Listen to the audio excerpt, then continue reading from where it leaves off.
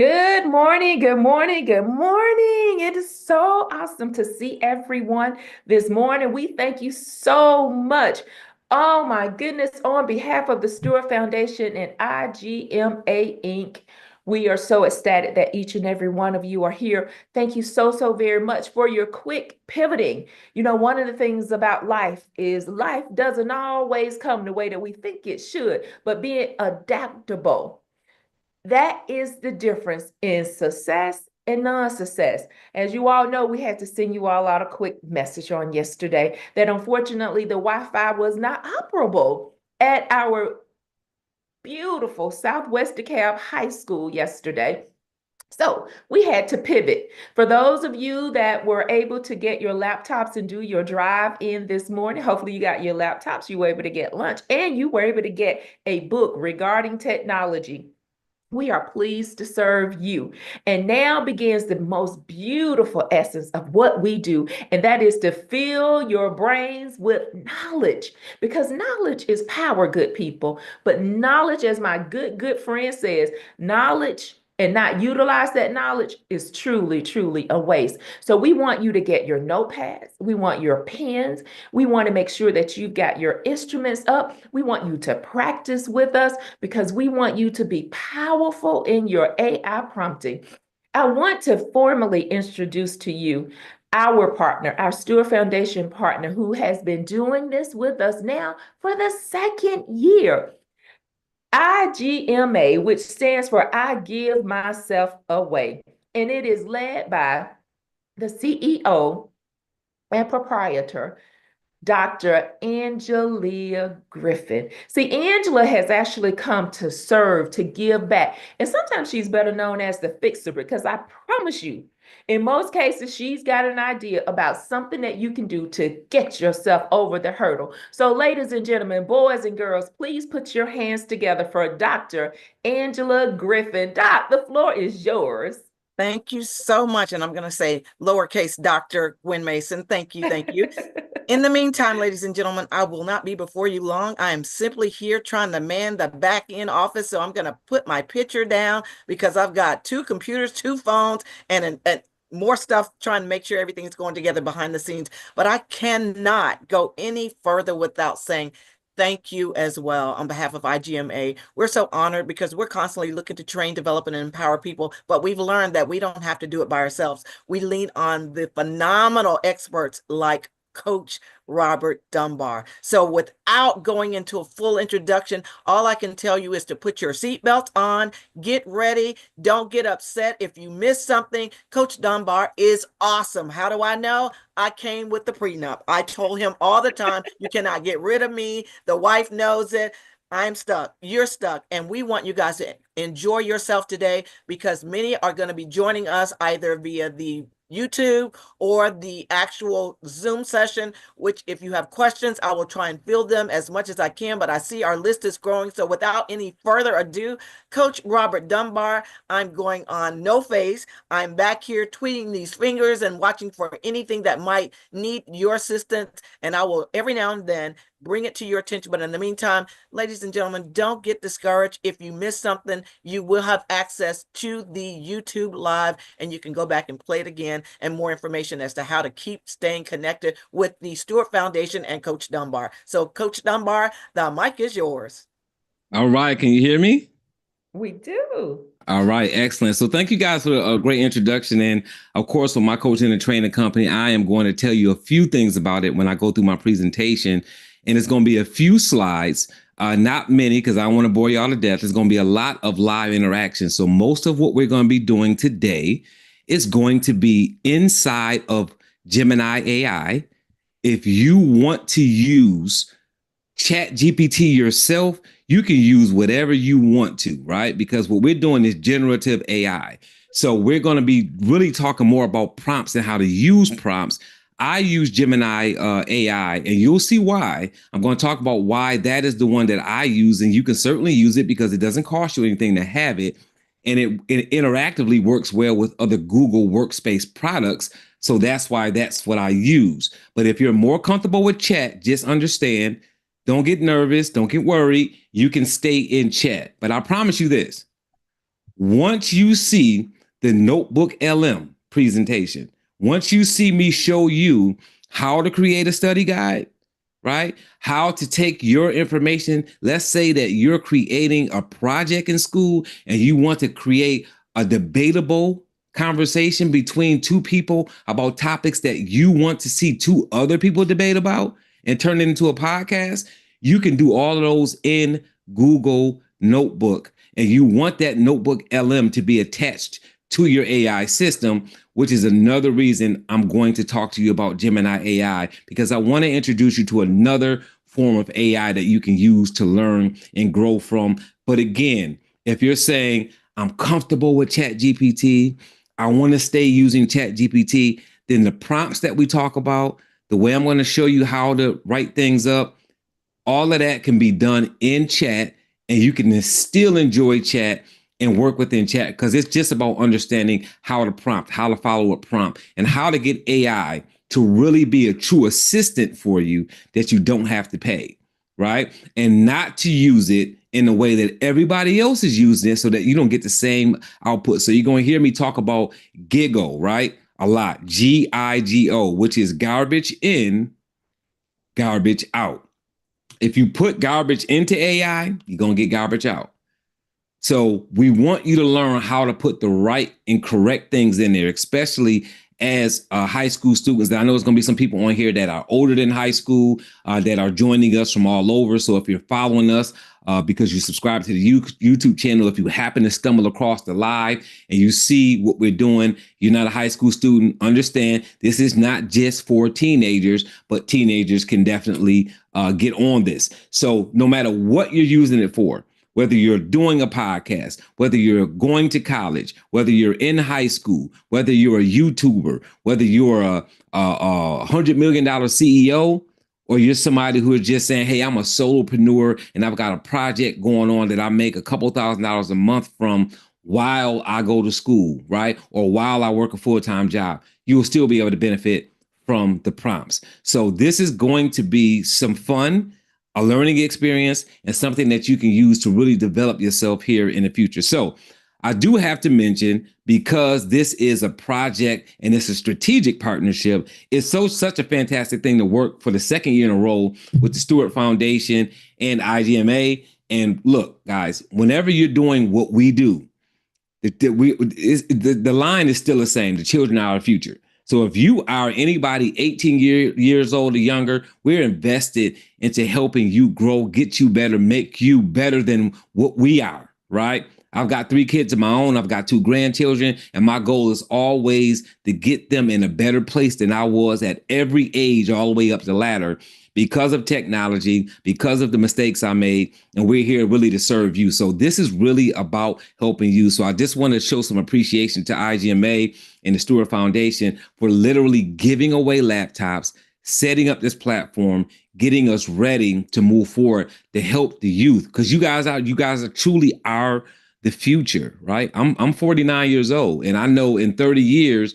I'm going to need whatever you guys are developing to help me. I'm looking forward to living longer because of something that an 18-year-old right now creates in the next 10 years. So I want to pour into you guys now so it can benefit me later on in the future. And I see the numbers are growing here. So we had about 43 people. So I'm going to be going in and out of a slide deck here, just going over some information, but you're going to see a lot that I'm going to be right on Gemini AI, and I'm going to show you how to get there. So if you want to follow us there, if you already have a Gemini account, you can go there, just have it open on your screen if you want to.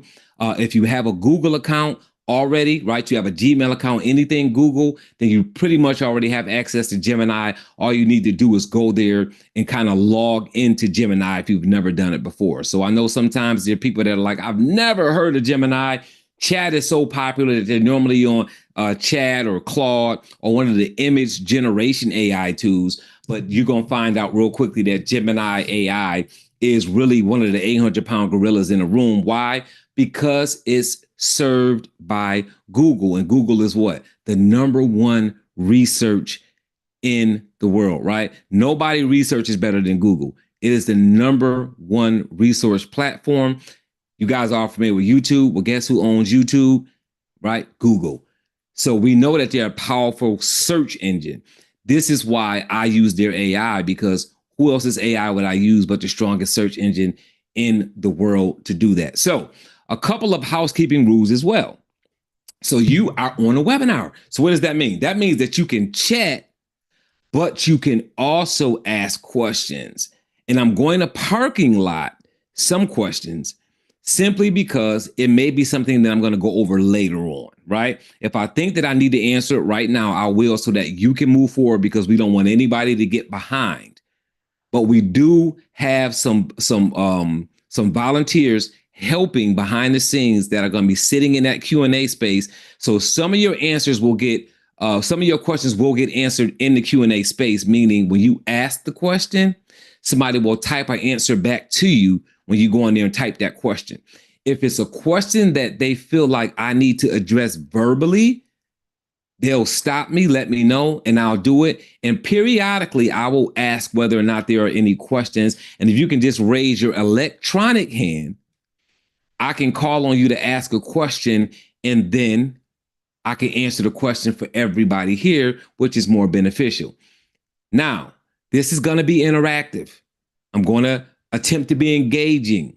So if I ask anybody, hey, look, you put something inside of the system for AI, let us know what you got. Don't feel that you have to speak, right? If you were shy, if you feel like you put something in AI that was personal, you don't want to say what it is, that's totally fine. No pressure for anybody. But if you're the type of person that you like to engage and you're willing to say, hey, I'm creating a storybook and I put this in here and this is what I got, because I'm going to give you examples. And when I ask you to put the examples on your side, because we're going to be doing this live, I'm going to ask some of you all to kind of unmute yourself and share so we can know how it's coming out on your side, to see how these prompts are working for you guys real time.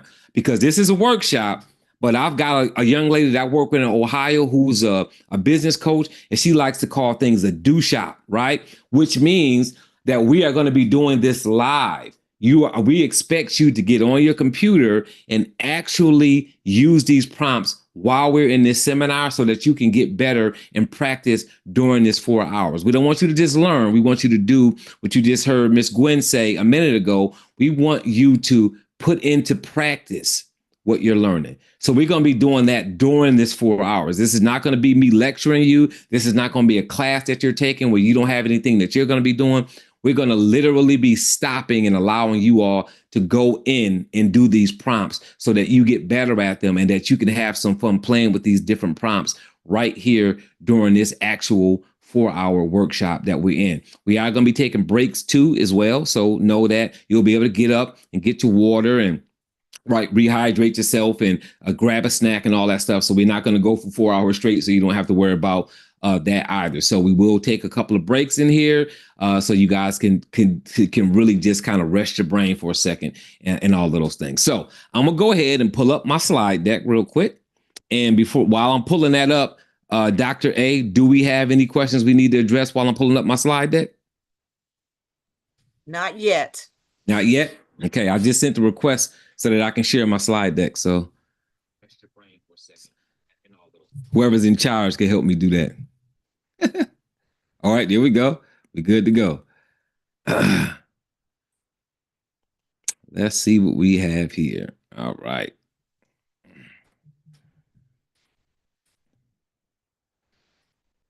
So we should be coming into focus now.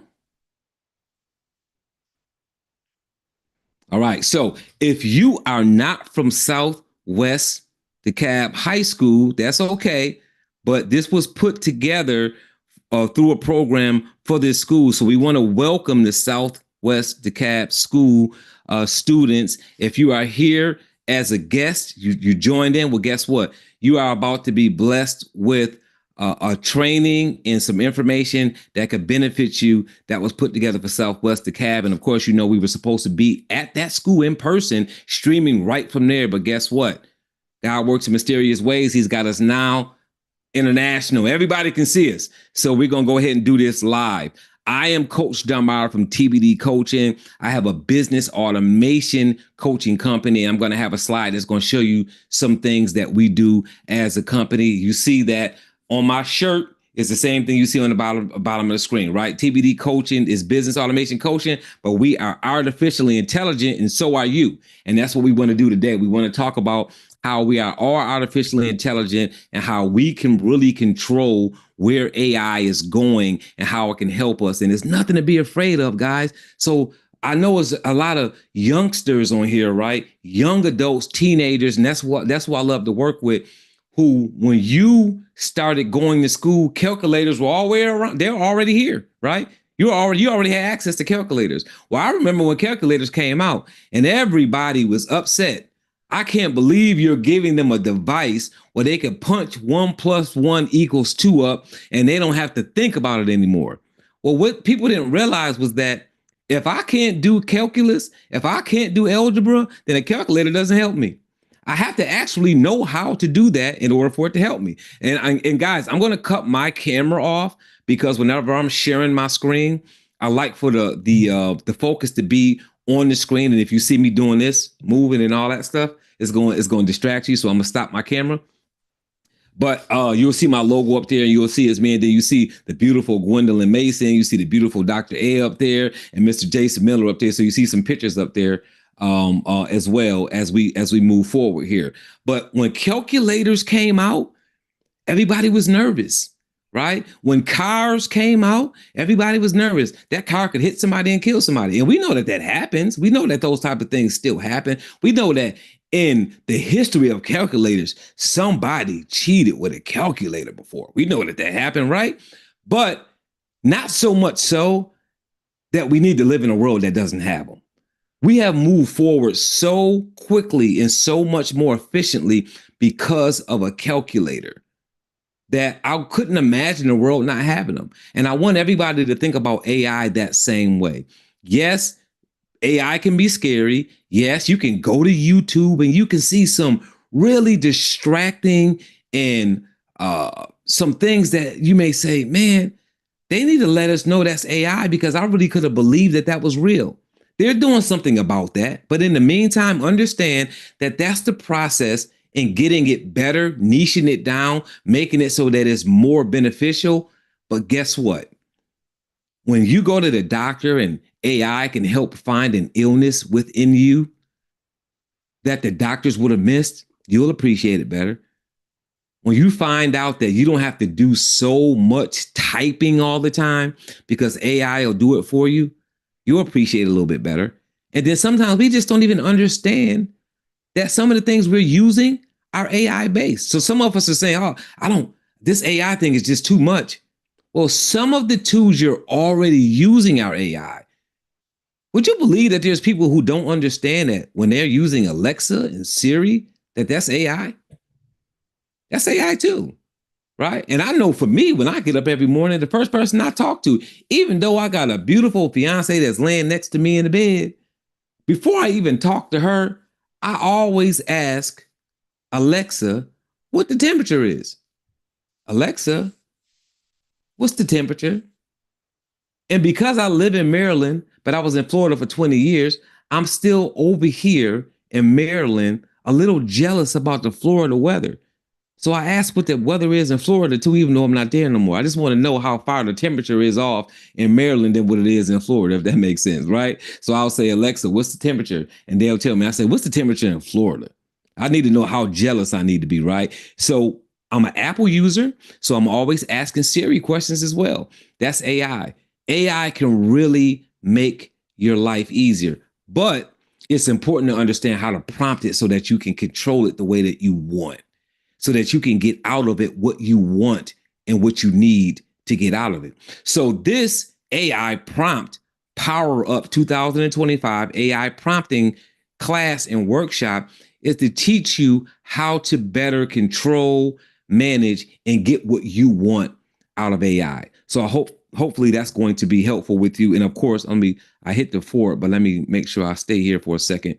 You see the 2 logos up here? These are our 2 sponsors, the Stewart Foundation and IGMA.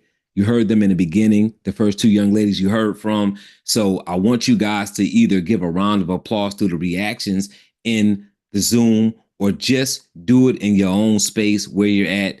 just clap, give a round of applause. We don't have to hear you. We won't have to see you. We trust you. They're putting together programming to help the youth. They're giving away laptops. Guys, that's huge. It's huge that you're able to get a free laptop and get some free training through these non-for-profit organizations that are coming together and helping the community get better, get stronger, and understand things that are helpful. So, quick introduction on myself. I am Coach Dunbar. I'm a business coach. I am a course creation coach. I am an AI instructor, right? I've conducted over 200 live trainings and over 700 virtual trainings. I've created, me and my team, when I say I have a team. So me and my team have created over 1,500 pieces of AI generated marketing content. Why? Because I have coaching clients who create ebooks and resource guides and all kinds of material, whether it's social media posts, AI imagery, all AI generated tools we create. We assist them in doing it, me and my team as a business coach. We have assisted in developing over 75 AI-powered online courses for solopreneurs to teach, online courses for $100 million corporations to do leadership training with teams that aren't even in this country. And we've trained over 275 entrepreneurs to create AI-powered ebooks. And that's so important to have an ebook because it shows that you have an authority. It shows that you've accomplished something. You've published something. And some have even gone forward and taken those ebooks and started selling them on things like, Amazon and places like that to create income for themselves and to get their ideas and information out there that they want people to know about them, about their cause. It doesn't matter what it is, what you stand for, what your hobby is. It doesn't matter. You can have an AI-powered ebook. It doesn't take long to do that. And then you can make it better over time. And the great thing about an ebook is that as new ideas develop, you can add to that ebook by simply just adding a page. If something changes, if a rule changes, if an idea changes, you can simply go to that ebook, update that information and say, this is my revised version. And now you just update the version and send it out to the people who have copies of it. So now they have the updated information. So digital makes things so much better, so much easier to deal with. So what's the vision here, right? AI agent change. We know where AI is going. And at my age of 49, I've seen a lot of things come and go. And what I've learned is when you know that this is where things are going, don't run from it. Don't ignore it. It's not going to go away. You can't avoid AI. It's here. It's in everything. And understand, as much as it's talked about nowadays, it's not new. AI is over 50 years old. Yeah, you heard me right. So for anybody on here who's younger than 20 years old and you're thinking AI is new, AI is older than you.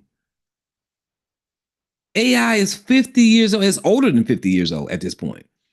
So it started years ago, but it just over time, it's caught up to us and gotten to where it's a powerful tool that we can use. So now it's ready to take flight in a way that we can really use it to look for grants for our business, look for grants for school, look for programs that we can get into, look for things like what's the best thing for me to study? What kind of future jobs are in place for what I'm learning how to do? Right? What should I be doing? So you can use AI in so many different ways. So an AI agent change. Let me read this to you. We envision a future where youth and young adults are equipped to become leaders, innovators, and agents of positive change. Our goal is to create a generation of adaptable, tech-savvy individuals who use AI as a powerful tool for personal growth, career advancement, and the creation of businesses that shape the world for the better. The vision is accomplished by providing a collaborative learning environment while emphasizing the transformative power of AI for diverse communities. And of course, there's a mission, right? Wherever there's a vision, there's a mission, right? So transformative training experiences. Our mission is to ignite the potential of young minds, empowering them to build successful lives and businesses in a world driven by technology. We ignite their entrepreneurial spirits and support them in creating self-directed career paths. So let me stop there for a second. So understand, going to college is powerful. I encourage people to go to college and get information, get knowledge. Get that book knowledge, go to school, get a degree you can hang on the wall, have those accomplishments, use those to create a career for yourself where you can create a legacy for your family, you can live comfortably, all of those great things. In today's world, there's so many options out here. I've got 3 children, a daughter and 2 sons. My 2 sons just did not want to go to college. They both joined the military, one Air Force and one Army. Well, guess what? A couple of years after joining, my 18-year-old son joined the Air Force. He's already saying, okay, just got in here, just started rolling. I'm thinking now I got some things I want to study because I see where this Air Force career could take me, but where it's going to take me when I leave here, I want to have an education. And guess what? The GI Bill will take care of that for him. So now he's making the decision that he wants to go to school. My oldest son, who's 26, joined the Army at 18 years old. He did not want to go to college. I have no college degree myself. So let me be transparent. Let me say that right up front in the beginning of this so you can judge me now. I've got no college experience whatsoever. I'm a successful business owner. I've been a business owner for over 20 years. But guess what I do have? A lot of self-taught book knowledge. I read at least 5 books a month. So I've taught myself through the books that I've read. I watch YouTube videos. I take trainings. I take certifications. So I am a lifelong learner, even though I don't have a college degree. So when you don't have a college degree and you're raising kids, they're like, well, Dad, you don't have one and you're a business owner and you do well. So why should I get one? My son decided he wasn't going to get a college degree. He went to the Army, and 3 years into the Army, he decided, you know what? I want to go get my business degree because I want to open up a business. So he went and got that degree. He's now finishing his bachelor's degree. He's going to move on to get a master's. All of this is paid for through the Army. So the good thing for me was he decided after he went to the Army to let the government pay for his funding, so I didn't have to pay for it. But he decided later on that he wanted to go to school. But my son is also a business owner. He has a baking company. He bakes cookies and nutritional bars, and he ships them to people in the mail. So this generation that's coming up, they've got so many more options because he's got a military career, and he's going to college, and he owns a baking company. He's using AI every day. All of his business dealings he's going through AI, his landing page creation, finding people to buy his cookies, creating his videos, having a YouTube channel, using Pinterest, all of these different platforms he's using social media, he's using AI to build all of this out, even though he's in the Army, even though he has a college degree. So when we say self-directed career paths, you all, when we say the world is your oyster, AI is making it so much more easier for you guys to do whatever you want. I personally know YouTubers that are in their 20s that are making double and triple what their parents make right now. I know 20-something-year-olds who have created a successful business, making them $2,000 or $3,000 a month using AI and social media to create for themselves while they go to college. They're like, you know what? I'm going to get this degree, but while I'm getting this degree, I'm going to make $2,000 or $3,000 a month using AI, not leaving my dorm room, not leaving my room in my parents' house where I'm staying while I go to school. Creating self-directed career paths. Serious thing. So, last paragraph on this. The mission is accomplished by providing transformative training experiences like this one in artificial intelligence, teenage business fundamentals, and professional skills. Youth entrepreneurial mindsets and the confidence to excel digitally.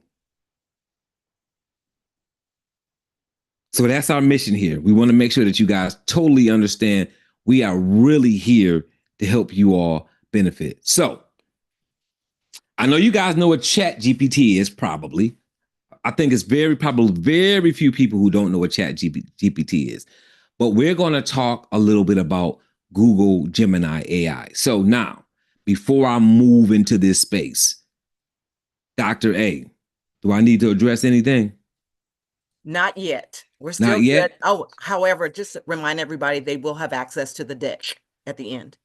Absolutely. So you guys just heard Dr. A, this deck, right? I got some more things I'm going to add to the deck too for you guys on the back end of it, because I want you guys to have some more information.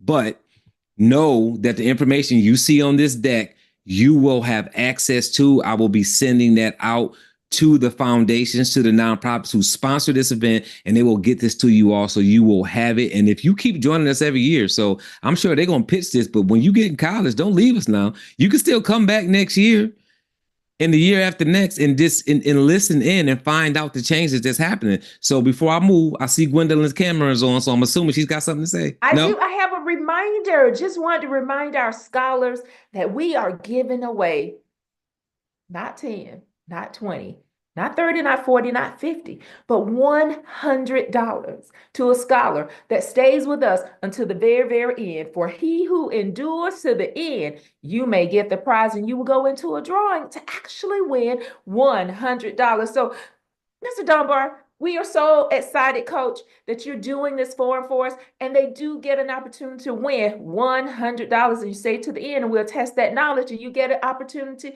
to win some other cash prizes. So back to you. All right, absolutely. So definitely appreciate that. That's good. I love it. I just love I love the heart of giving. I love that there's so much to gain here by just being a part and following with the Stewart Foundation, IGMA, just working with these nonprofits. So I appreciate you guys for doing everything that you're doing. So what is Google Gemini AI? What is it, right? Right? Your AI-powered writing assistant designed to integrate seamlessly with your existing workflows. So this is why I like Gemini so much. I like it because I am a system person, right? I'm a system person. I believe in workflows.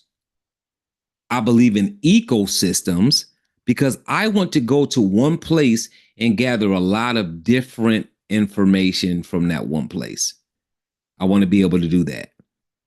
And what I love about Gemini is because it's a Google-based AI system, I can access my YouTube channel. I can access YouTube videos in general. I can access my Google Docs, my Google Sheets, my Google Calendar, and everything else in my Google ecosystem right while I'm in Gemini AI. So when I'm creating something and I want to use my own materials, my own creations, I have the ability to do that. Not only that, the LM Notebook, or Notebook LM, I say LM Notebook, but really the technical word is Notebook LM. That allows me and you to pull all of your content in one place, even if it's not Google, and create a study guide if you want to be able to learn from, to create frequently asked questions so that you can quiz yourself. I mean, this is this. If I had this when I was in school, I probably would have went to college. So the ability to do all of these through Google tools is just absolutely powerful. So Gemini also has the ability to learn your writing styles and patterns. So why would you use Gemini AI in 2025? Gemini extensions, the seamless integration with Google Workspace. So if I had to make a choice between Gemini and Chat, as great as Chat is, and I have nothing negative to say about Chat because I actually like Chat too. I like Claude. I like Perplexity. I like DeepSeek. I like all of these AIs because they all bring something to the table. Actually, a lot of times I use them in conjunction with each other.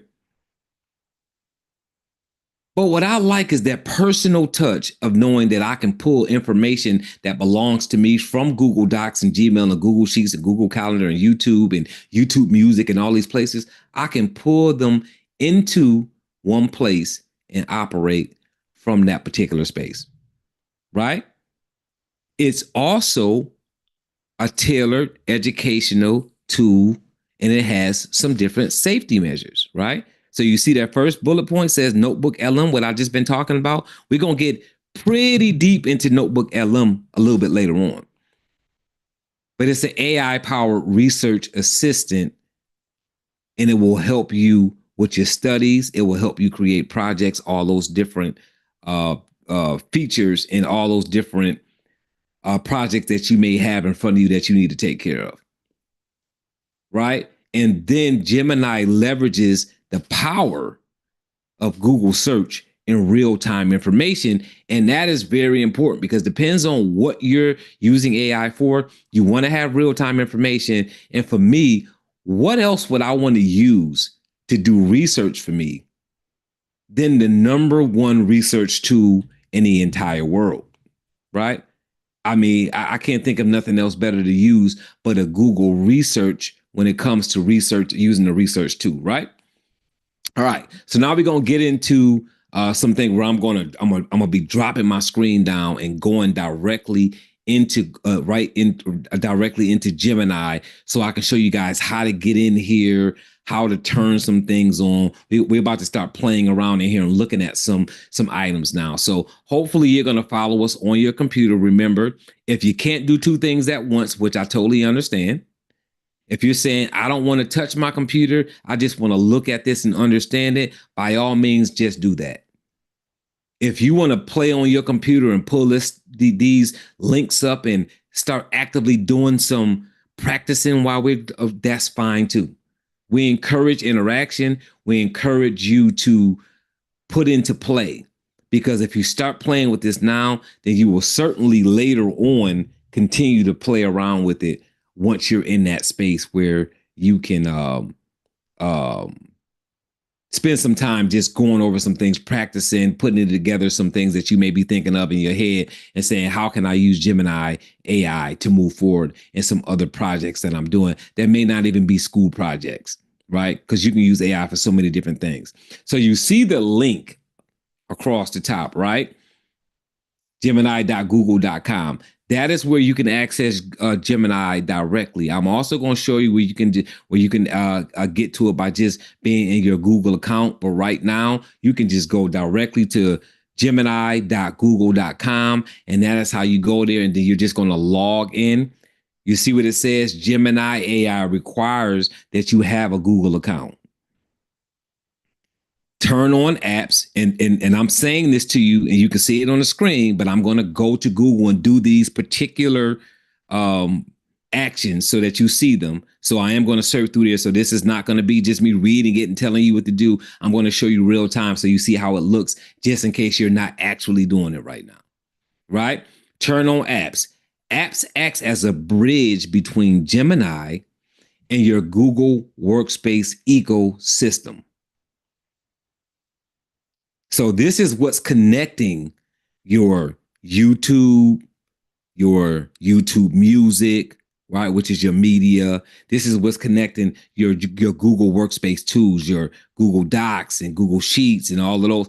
That's how you're doing that, by turning on apps, right? So from the left side panel, you're going to click on settings and then click on apps.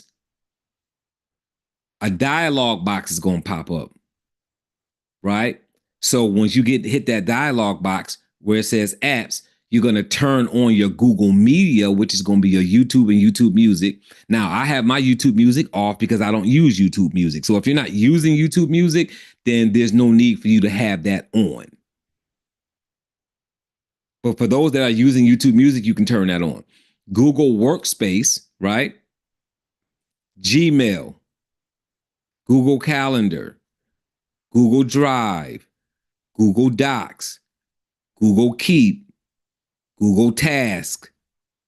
You can turn all of those on, and you can pull information from those particular workplace tools right into your Gemini AI to do some things with them. Depends on what you're doing, why you would be using them. But we're going to do a lot of case studies here. I'm going to show you a lot of examples here. And then as far as travel, which I think is really fun to play around with, especially if you're a person that likes to travel. If you're a person that likes to search flights way in advance because you're looking for the cheapest flight that you can get on a good airline, you may want to start looking for flights earlier.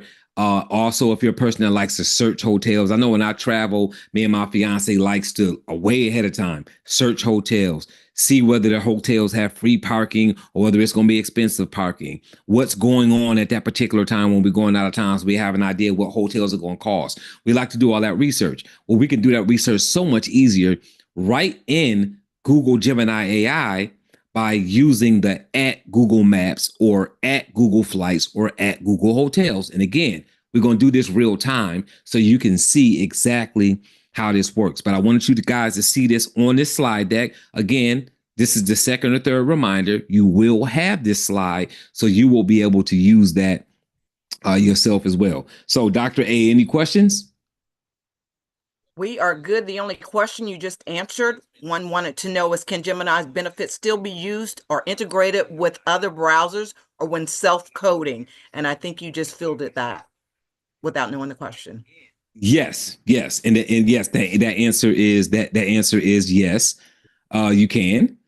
And I always like to run things together. Like I like to run AI systems together when I'm doing particular tasks. So, and what I mean by that is, when you whether it's coding or whatever you're doing, anything that you plan on doing with this AI system, you can start it in here or finish it in here, wherever you at. If you're using different systems like I do, you may start the coding in Gemini and then move it over to chat and build some more into it. It depends on what you're doing, but you can integrate. Now you can't pull the other AIs into Gemini, just so we clear, but you can definitely get an answer and then take that answer and drop it into another AI system and then build from there, if that makes sense. So those are some things that you will be able to do. So of course you see us telling me, hello, Coach Dunbar. So on this left-hand side, and there's going to be some tools that we're not going to talk about here today.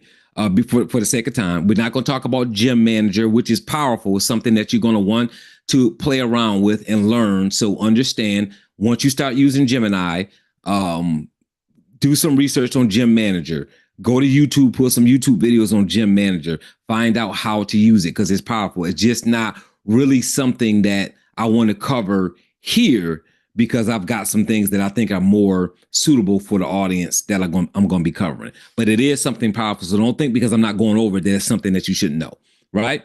So I want you to go down here to settings, and I want you to click settings, and you'll see this pull up. If you want to use dark theme, you can cut dark theme on. I know most people know what that is because that's on cell phones and laptops and all that. So if you're a dark theme person, you know you're that kind of person. So go ahead and use dark theme if you want to.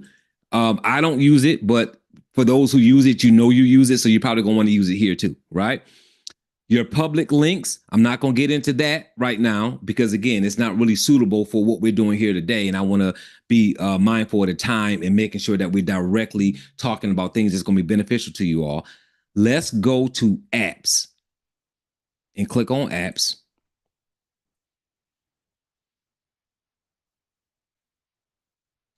And this is where we're bringing it all together, like I talked about. So you've got productivity, travel, media, and learning. I'm going to show you the learning, but I'm not going to have you cut that on unless you want to, because some of you all may not be using that particular Google product, but I'm going to take you down to it. So these are the 4 categories, right? So productivity. Here's your tab to turn it on right here, right? You can toggle that on or off. It may already be on, because, you know, nowadays Gemini may have it turned on automatically. You may have to turn it on. I can't remember because I've been on Gemini for so long now, I don't remember. But lo and behold, if it's off, turn it on. If it's on, then you're already good, right? And this is going to be your Gmail, your Google Calendar, Google Docs, Google Drive, Google Keep, Google Task, right? And again, we're going to go through a lot of processes to show you how to particularly use those functions. Moving down to travel, we've got Google Flights, Google Hotels, and Google Maps. So it's nothing like being able to say, hey, at Google Flights, I'm looking for the most inexpensive flight to Puerto Rico within the next 60 days. And I'm also looking for an at Google Hotels to get while I'm in Puerto Rico, and I'm going to be there the weekend of, and it's going to let me know all the information that I need to know. And that's so much easier than just going from place to place, right? Now, I feel a little bit bad for travel agents who may take a hit on that, right? Because they normally do that for you. But AI is making it so that you can really do it yourself and pull all the choices and do the research without having a whole bunch of information that you wouldn't normally have, but a travel agent might, because that's the space that they play in. And I hope that makes sense to everybody, right? So Google Maps will allow you to, again, at Google Maps, and it will help you locate things, show you the quickest way to get places. It's so many ways you can use it. The same way that you would use Google Maps right now, but now you can use it within your Google Gemini while you're creating something or developing something that maybe directions, maybe something that you need that you're playing around with, and you know that you can hit at Google Maps and pull that right up. And now it's using that powerful Google search engine to help you develop. And remember, it's real time, right? So let's move down to media. YouTube and at YouTube and at YouTube Music. So you see, I've got YouTube Music off because I don't use YouTube Music, so I don't have a reason to have it on. But I do have a YouTube channel. I have 3 YouTube channels, and I'm on YouTube on a day-to-day basis, right? A lot of us call it YouTube University, right? Because we're learning from it. So I can summarize a video. I can go to YouTube, find a video that I want to summarize, get the name of that video, come back to YouTube, to Gemini AI, and then say, Gemini, can you please summarize at YouTube, and then put in parentheses the name of that video, and it will summarize that video for me. It'll pull that video right into my Gemini and it'll summarize it, right? So for me, because I have a YouTube channel, it's more particular for me because I can pull in videos from my channel and do and analyze some things about my own videos. So when I'm doing video creation, video edits, video cuts, things like that, it helps me even more. So if any of you all have a YouTube channel, it's really powerful to be able to use in that space as well. The last one is learning. If you don't have OpenStax, then obviously you don't want to turn this on. But if you have OpenStax, cut it on, and you see what it says there: retrieves passages from openly licensed textbooks from OpenStax. So I am an OpenStax user, so I have it on. But if you don't have that on, don't worry about it. Just leave it off. And then work with the ones that you are using. So remember, these can all be toggled on and off, even in the travel. If you're saying, well, I'm going to use Google Maps, but right, I'm too young to book flights and get hotels right now, so I'm not using those. Well, you can turn those off. But you may want to turn them on because you may be doing a project and you may be talking about flight in that project, right? So my fiance's nephew, he is only about 9 years old, but he's super infatuated with airlines. He wants to be a pilot. So he researches flights, where they're going, why a lot of flights you have to catch 2 planes to get to, why it takes so long to get to this place versus that place, why some airports are bigger than others. He's looking at all that kind of stuff, even at 9 years old. So Google Flights for him is important. But for somebody else, you may say, I'm not going to use it. So if you're not going to use it, just turn it off so that it doesn't become a distraction for you while you're doing what you want to do. Because remember, you can turn these things on and off whenever you choose, right? So that is your apps section there to make sure that you can have everything in place you need. So before I move forward, Dr. A, got anything? Nothing right now. All right. Everybody for connecting. Good stuff. Good stuff. And Dr. A, just so you know, Miss Annette, I think, is trying to get in. So if you can send her something, because I can at this point. That'll be good. I got you. Thank you. Good stuff. Yep. Gwen, you got something for me? I do.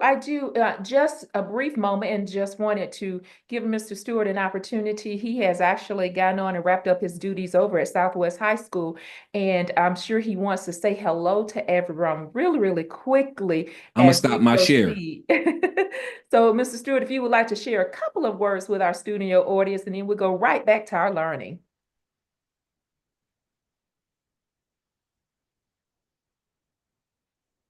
I see that it looks as his mute is off. So Hank, if you speak, we should be able to hear you.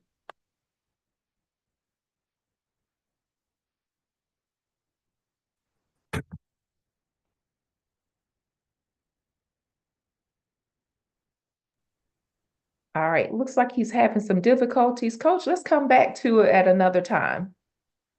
Okay, you can still hear me, right? Okay. We can still hear you. All right, good stuff. I'm gonna go back to sharing my screen, and just even if you have to interrupt me, Gwen, Hank in, that's fine. All right, so let's look at a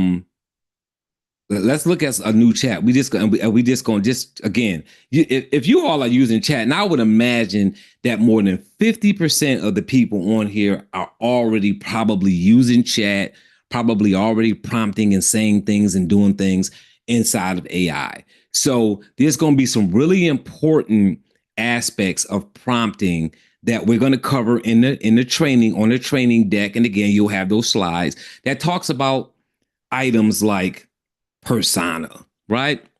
And what does that mean? That means that I'm letting my AI tool know what they're acting as.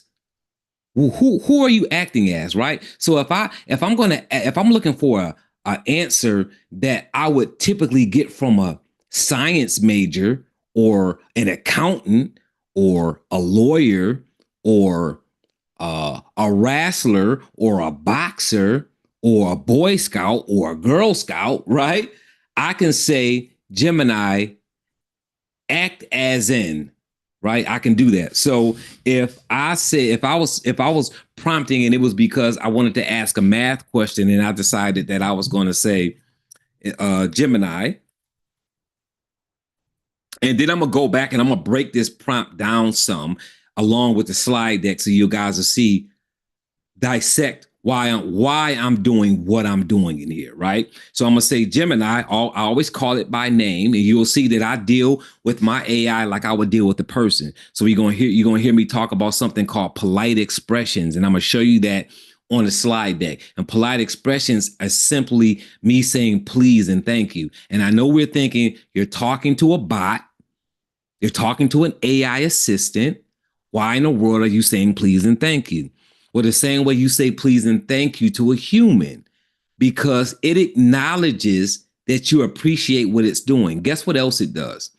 You're sending a signal to AI how you respond to them, right? How I respond to Gemini or Chat or Perplexity or Claude, it doesn't matter which one you're in. So, but again, about 85% of what I'm showing you here when it comes to prompting, you can do in any system. And if you don't believe me, then do this in chat while we're going over this in Gemini and see, don't you get the same typical response. So this is going to work there. So if you've named your chat Leslie or Brian or whatever, you go and talk to Brian and be polite and see what happens, right? So when I say polite expressions, if I get a response from Gemini and I say, oh, this was a great response, thank you, this is really what I was looking for, I'm showing polite expressions. I am generally showing being appreciative. Guess what that does to my AI? It says that I liked that response. I enjoyed that response. It was beneficial to me.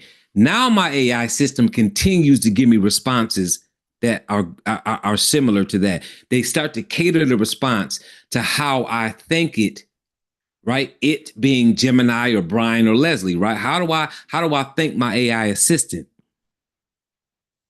So keep that in mind. Talk to it like you would. Plus, it prepares you. I always tell my solopreneurs and business owners and leaders, eventually somebody's going to be working for you, leader.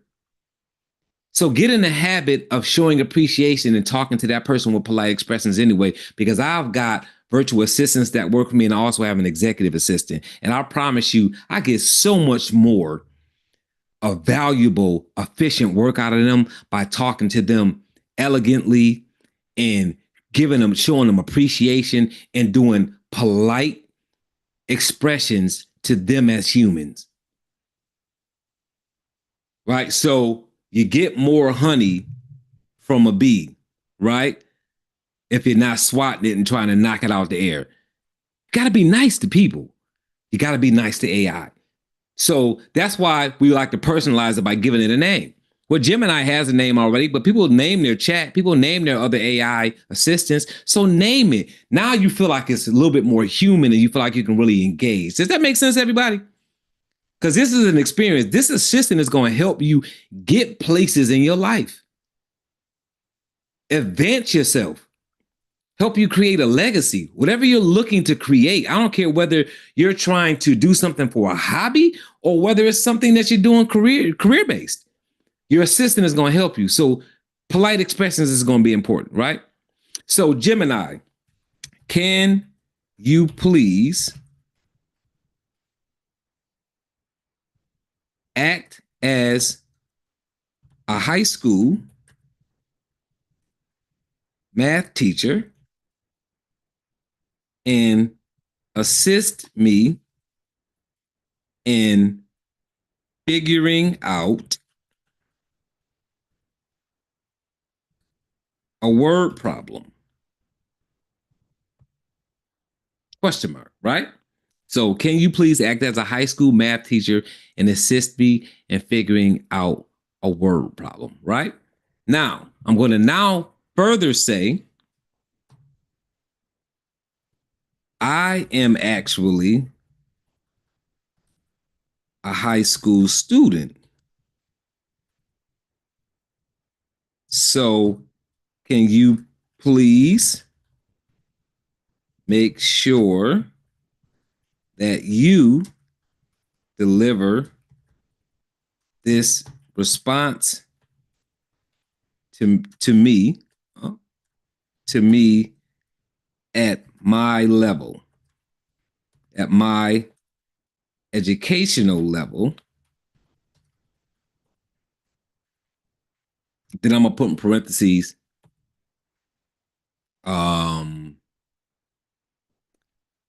I am a 16-year-old, let me see, 16-year-old junior in high school. Right? So what am I doing? So I'm doing polite expressions, right? By saying, can you please? And at the end of this, somewhere I'm gonna say thank you, right? So that's my polite expressions. I am also giving it a task, right? I'm giving it some context, a task. I'm asking Gemini to do something, figuring out a word problem. And let me change word problem to help assist me in figuring out a solution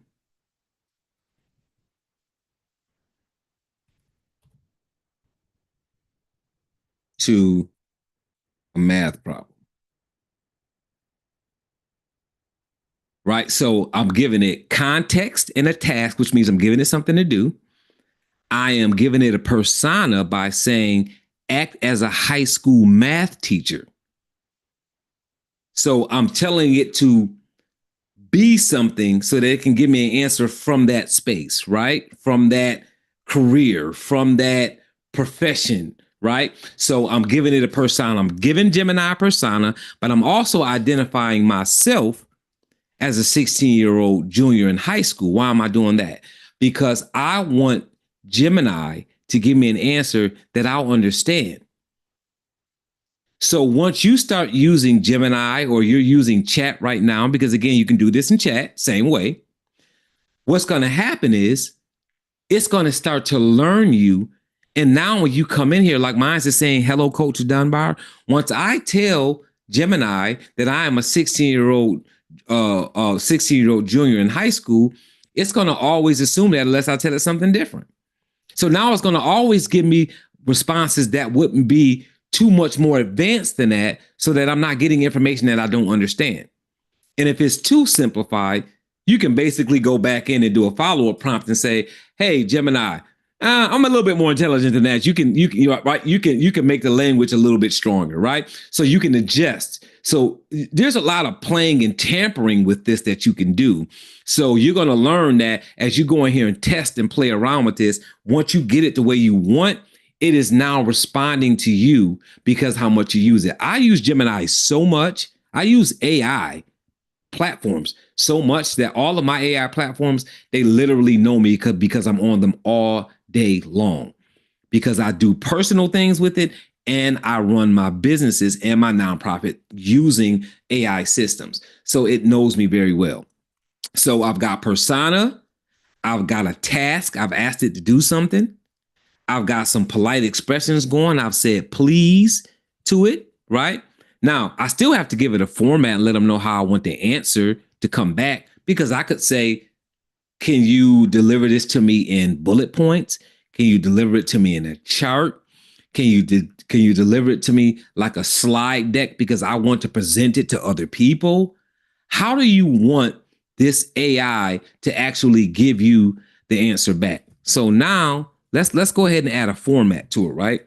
And whenever you're skipping down to the next line, when you're in this tool, and I think it's the same way in chat, you're going to hit shift and enter at the same time, right? So that you can skip down. Because if you hit enter by itself, to jump down, it's going to actually start to respond because it thinks that you're closing it out, right? So you're going to hit shift and enter at the same time. So now I'm going to say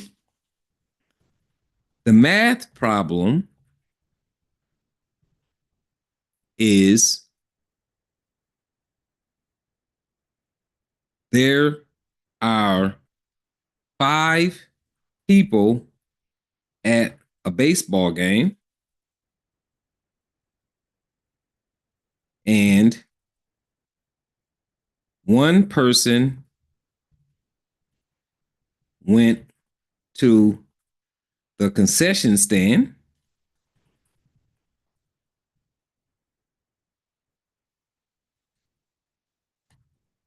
while another went to the restroom.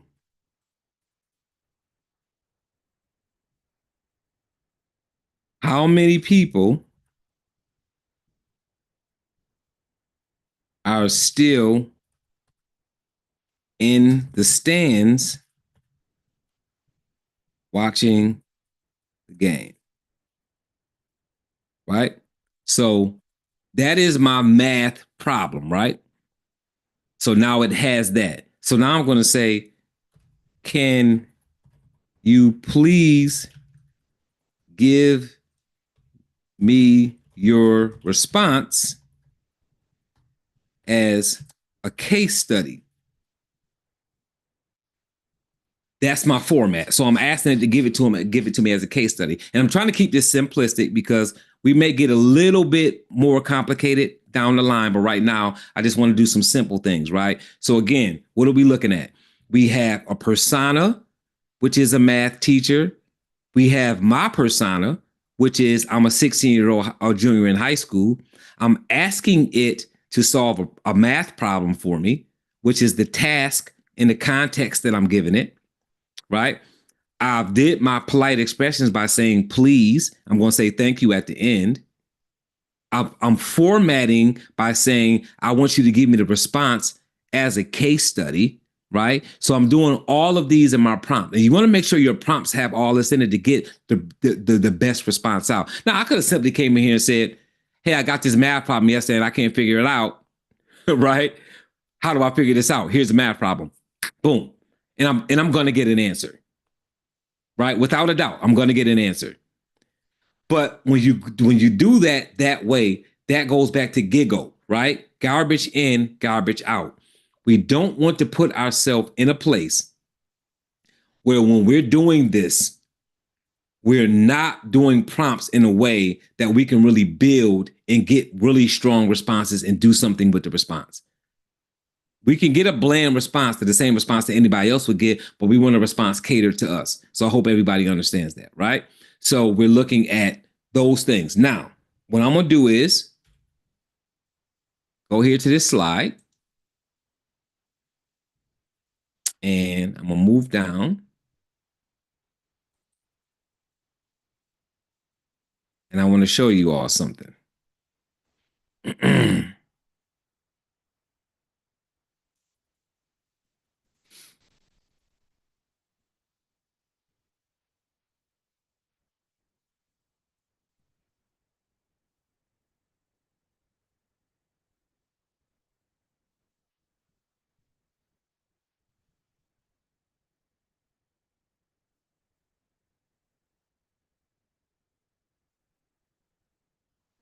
All right. So see persona. I'm gonna keep coming back here. Persona, that's what we talked about. Task, that's what we talked about. Details and context, that's what we talked about. Tone, example, and format. Those are some more things that need to be added to our prompt.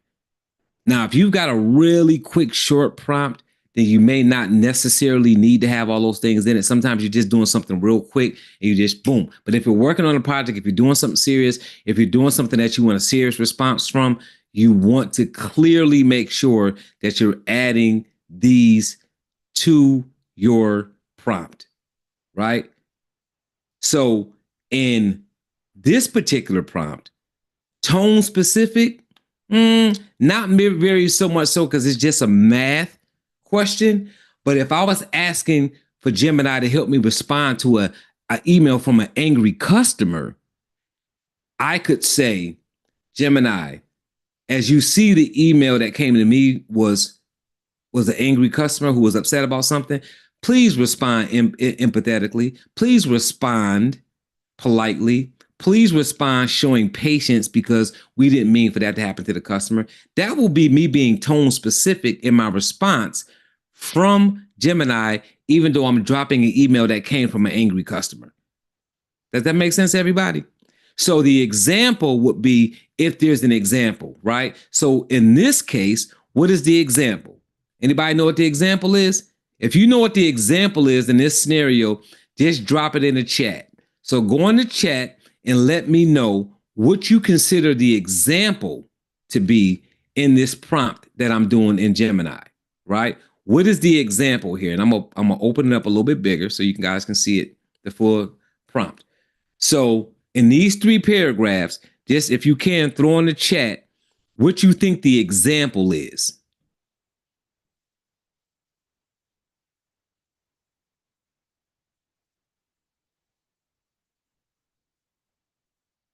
There we go.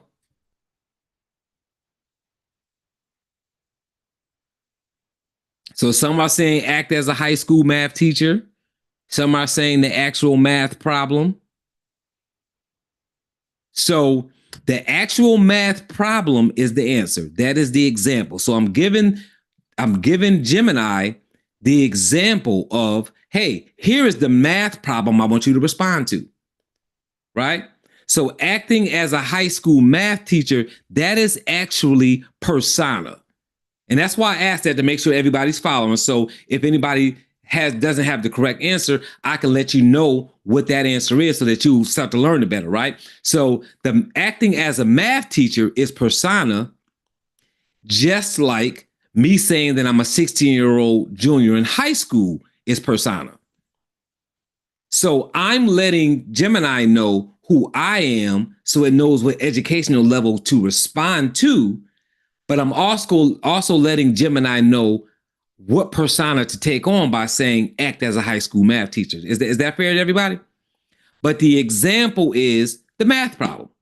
The math problem is, right? Can you please give me your response as a case study, right? And then last polite expression, thank you, right? Now, let's see what it says back. Now, in Gemini, again, you've got something called deep research.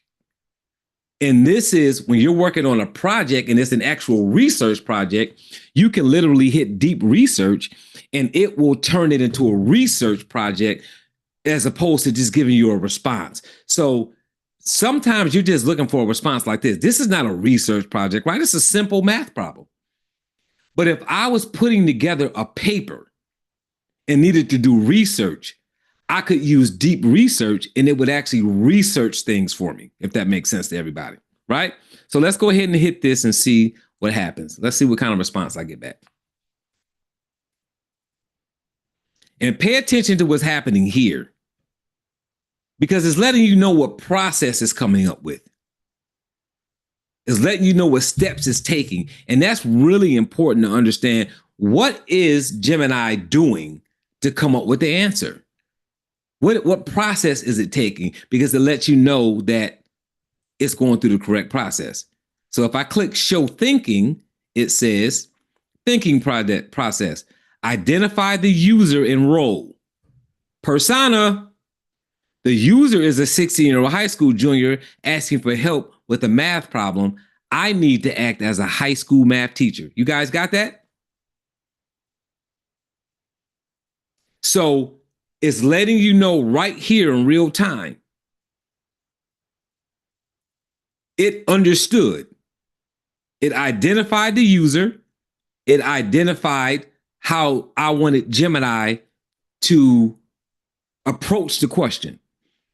Identify the user's coach information. This is where it has taken on TBD coaching. Coach Dunbar is actually implementing that and saying, hey, we know you because you're here and this is your account. So it's identifying me as Coach Dunbar. The user previously identified themselves as Coach Dunbar, owning TBD coaching and being a business coach. However, this request explicitly states that they are a 16-year-old high school junior asking for help with a math problem and wants me to act as a math teacher. I should prioritize the current request persona. Remember, guys, persona and context, high school student needing math help over previous potentially contradictory information. The request for a case study format, there's the word again, guys, format, is a bit unusual for a simple math problem, but I should try to incorporate it, which I agree with 100%. I can agree with that 100%.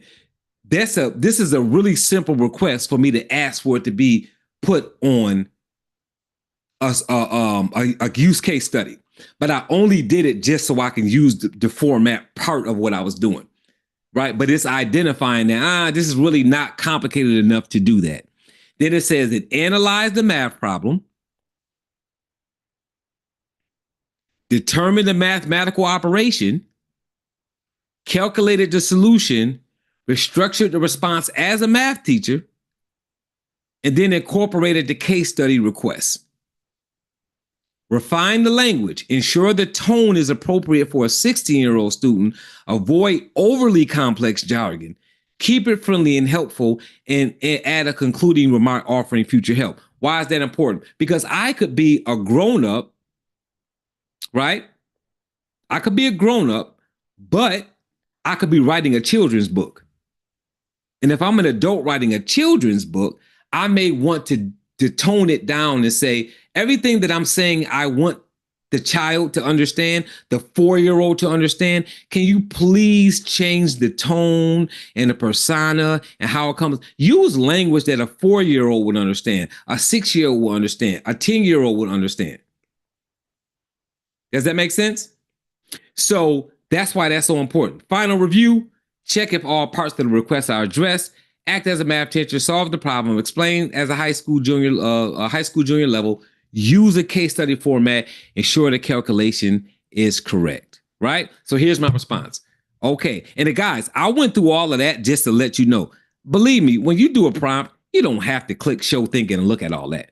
I'm taking you through a learning process so that you understand the breakdown. So when you start using this, you know what you're doing. And if something goes wrong in your answer, you can go up here and look at show thinking, and it's going to let you know what the thinking process was. And you will say, oh, you know what? It identified something wrong, or it analyzed the math problem incorrectly. Now you know what to correct in your prompt. Does that make sense to everybody? It will identify how it took what you said to it. Now you can look and say, oh, I can do this differently now. Good. All right. So let's look at this response.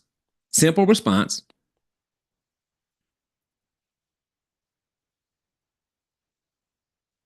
Case study, tracking friends at a baseball game. Imagine you and your friends are excited to be at a baseball game. It's a sunny day. The crowd is cheering and you've got great seats. You start with a group of 5 people all together in the stands, right? Initial group 5, the changes during the game, this happened, people got hungry, need a break, right? See how it turned this almost into a story about some friends at a baseball game?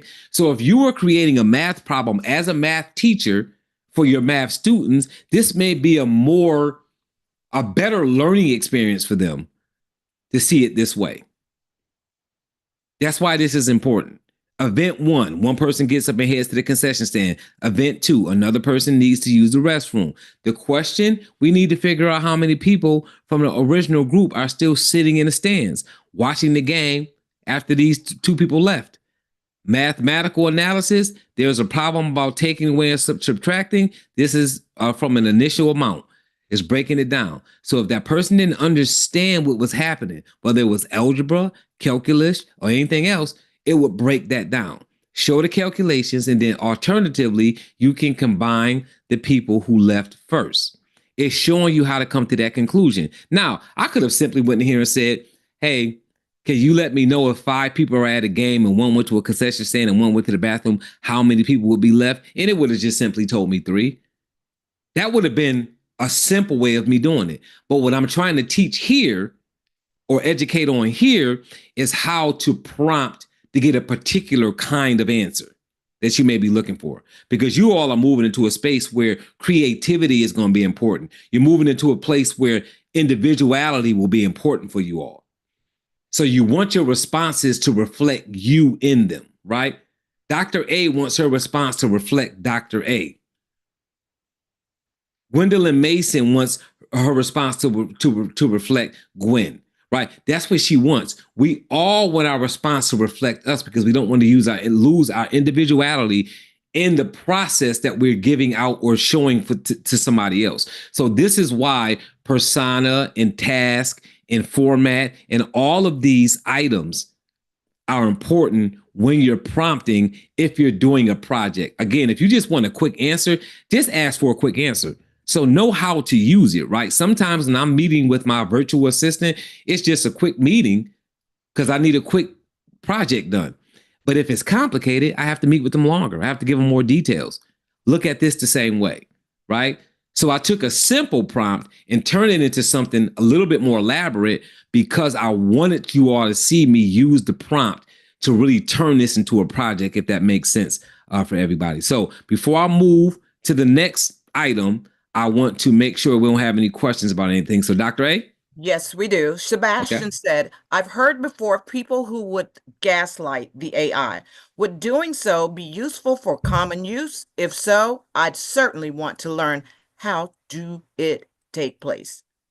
All right. So that is a fantastic question because it gives me the ability to address more than one thing. So gaslighting. Obviously, the quick response is this.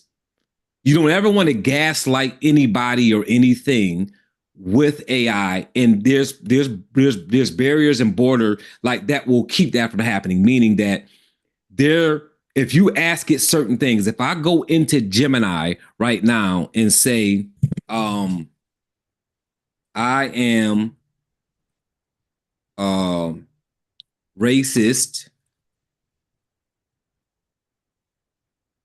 and I would like to know how to hurt other races that I don't like, right? And I know this is extreme, guys, and I'm being extreme for a reason, right? I'm a racist and I would like to know how to hurt other races that I don't like. Can you help?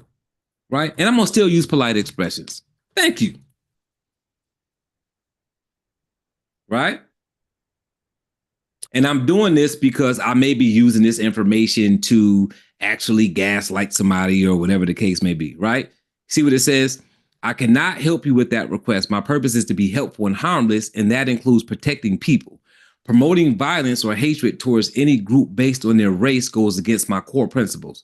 Hurting others is wrong and can have severe consequences. Racism causes immense pain and division and cannot provide any and I cannot provide any information that could be used to harm individuals or groups. If you are struggling with feelings or anger or hatred, there are resources available that can help you with that, which I think is just a super excellent response. Now, I went extreme and all the way to the left for a reason, right? So you guys can see that obviously people can't just go here and be like, hey, you know what? I'm a serial killer and I want to do something to somebody, blah, blah, blah, blah, blah. Now, let's talk on a competitive gaslighting scenario. And we're going to go into this real time too. So I really appreciate this question, Sebastian. let's say for a high school project, you want to talk about the Democrats wanting to save the earth and being extreme and saying Democrats are tree huggers, and then saying Republicans are conservatives and they don't care about the future of this country, whatever that person feels. Now, those are two opposite sides of the track, political. You could be a high school student that's into debate and you're creating, right? This is the project that you're creating for your school project as a junior or a senior, whatever the case may be. You can literally research the information on why Democrats feel like saving the earth is so important and why Republicans may feel like it's not as important if that's the case, right?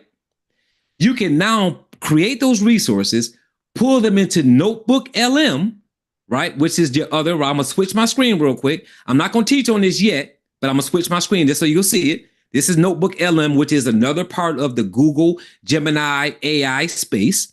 So I'm gonna show you guys how to use this here before this day is up.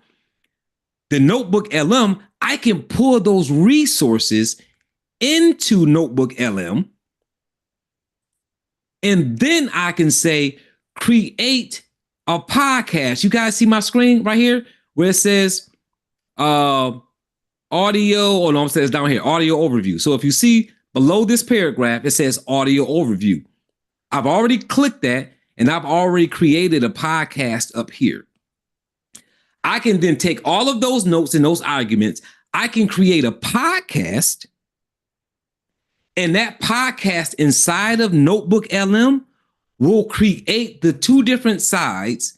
It will make a male and a female arguing those points, and it will put together, depending on how much material you give it, it could be 11 minutes, 17 minutes, 23 minutes, and it's going to literally be an audio that when you click play, it is going to start to argue those two different sides of that argument and say, hey, I'm a politician, I'm a Democrat, and this is why I feel like, right, protecting the trees and protecting our water and making sure our fish are safe, and it, right, being, or they may even go as far as saying being a vegan and not eating things with eyes and everything. It will make that argument. The podcast will be a flat out debate back and forth with that male and that female going back and forth for maybe 10 minutes based on the information that you gave it. So you can literally use this to create a podcast to make a point, to debate based on you pulling information for both sides, because you want to make it a healthy debate, that you want to somewhat control the information and put it in there. So that is what you would do. Now, I know I said a lot, and I'm going to walk you through some of these processes in this Notebook LM to show you how that can be done.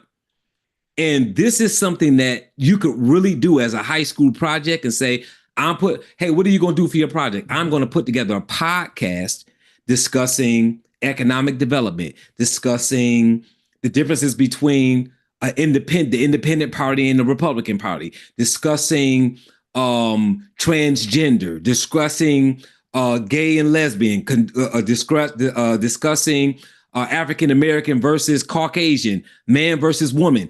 You can create that debate, and you are going to develop the resources through research, pull them in here, and now it's a healthy debate going back and forth to give both sides of that argument, if that makes sense. So you could gaslight in some of that and get the other person on edge a little bit by saying some extreme things, right? So you could use it to play that game back and forth with AI. So that will be a useful way to do it, to make clear that, hey, I'm giving both sides to this so that we can understand there's maybe a place that you can meet in the middle. So hopefully that's helpful. So Dr. A, anything else?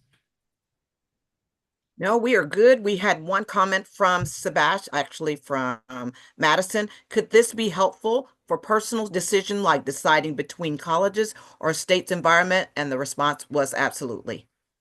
Yes, it could absolutely do something like that. So again, we're doing practice here, and I hope you all are following me on this. Meaning, I hope you all are on here on your computer, maybe typing some things and playing around with these prompts so that you can see what kind of response you get. Because if you do that, then when this is over with, you'll probably continue to do it. So hopefully that's what you all are doing. So let's do this a little bit, because with my son particularly, we did this. So we're going to play a little prompting game here again, and then I'll break that prompt down and add some things to it based on the persona, the context, the format, all of those different, so that you'll see how to get those in there. So now let's go ahead and start, and we're going to say, and I think you said her name was Madison, so I'm going to use Madison. Madison, I don't know anything about you. You don't have to tell me anything. I'm gonna make a fake Madison for this example. So I am Madison, and I live. Oh, hold on. Let me speak first. I'm sorry. Polite expressions. Good morning, Gemini. I am Madison, and I am a senior in high school, and I am looking to make a decision on whether I would like. Oh, by the way, you can also talk to Gemini.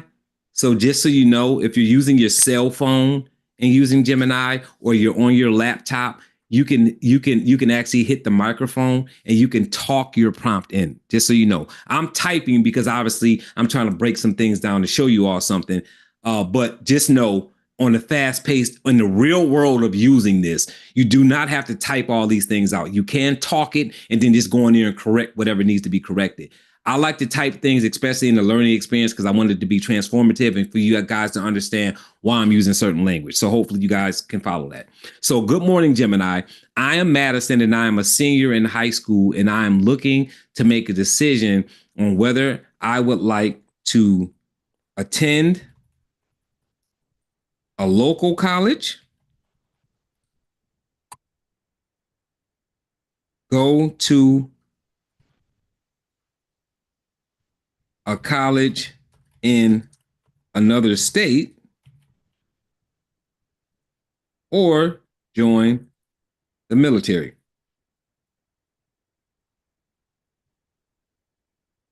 Below, you will see some of the ideas that I need assistance with. Now, persona, right? So first of all, expressions, right? Polite expressions. Good morning, Gemini. And of course, I'm gonna say thank you at the end. I'm gonna say please throughout here, right? So so just keep that in place. And if any questions pop up, we'll get them answered once, in the process of this. I am Madison, and I'm a senior in high school, and I'm looking to make a decision on whether I would like to attend a local college. So because I said I am Madison and I'm a senior in high school, Gemini is going to put together a general age because you're a senior in high school, right? And I'm going to say, and I'm assuming Madison is a female. I know that I think that name is unisex, but I'm gonna say female here just so that Gemini is clear. I am a female, and you can even say this too. Another part of persona. This is going to be important because there's programs for minorities, because there's programs for different individuals. Identifying yourself will help it find programming that you may be looking for. So I could say, and I don't know whether this is true or not, Madison, I don't know you, but I'm gonna say I am an African American female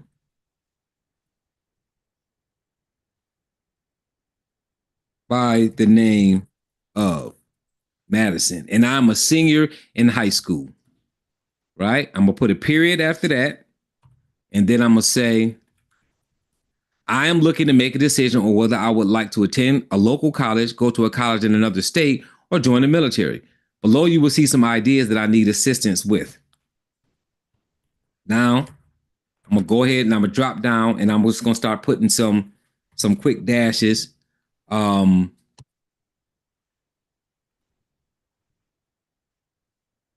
What benefits are there to going to local colleges in my state? Now, here's the deal. I'm gonna go back up here because as I do this, I'm gonna realize that I need to add more information. This is why prompting for me, it's an experience. I go through, I don't just go in here and type something real quick because again, garbage in, garbage out. Think about your health. I know you guys are young, but I know some people on here that aren't young. Think about your health. You put garbage in, somewhere down the line, you're going to get garbage out, right? You eat healthy, you're going to be healthy. You eat horribly, your body's going to start to show that you're eating horribly, and your health is going to start to reflect it. So put good prompts in here when it's a serious situation. Again, quick question. Hey, what's the best theater to go to watch this movie? That's quick, right? We don't need all of these formats and all. We don't need that for that. So we don't need to be extreme for something like that. But what we're doing for Madison, this is something that we need to put some time into so that we can get good research, right?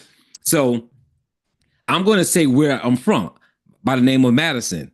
I'm a senior in high school. I'm going to now say I live in the state of Florida.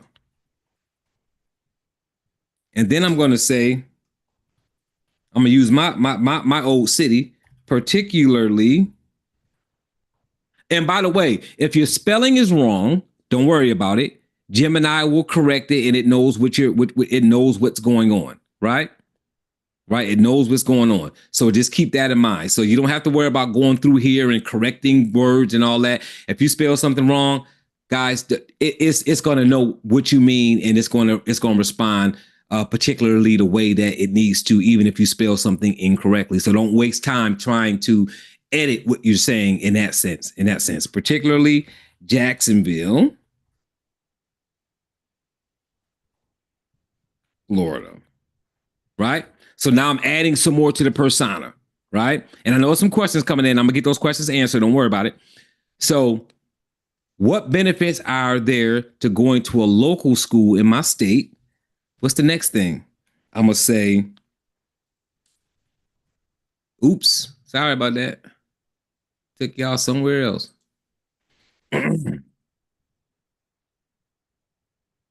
Right. I'm going to say, what benefits are there in attending school out of state?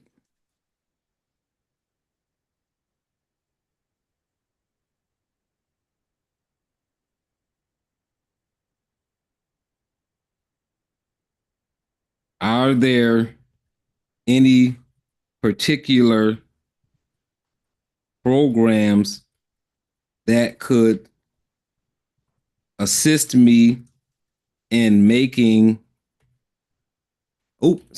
assist me based on culture and gender?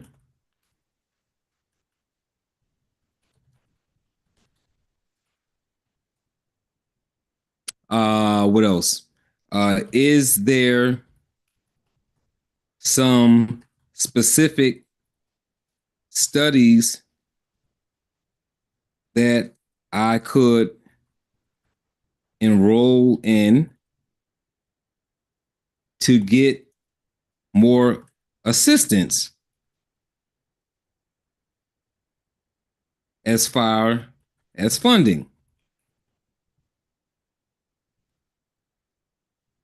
I'm just asking a bunch of random questions, guys, because I'm putting it out there. So hopefully you understand why I'm doing this, right? I'm trying to give a scenario so that it can really pull some information up that'll be helpful for me, and it will prevent me from doing all the old school research that 10 years ago, just as short as 10 years ago, when your kids were going to college or you were deciding to go to college, you had to do all of this crazy research and go to all of these websites and look for all these funding programs. If you wasn't sure how you was going to pay for school, you had to do all of that. Now you can get all of this information pulled to you. So one of the key things I want you to understand about AI is that where you would have to go out and get information, AI brings the information to you. And I want you to keep that in your mind.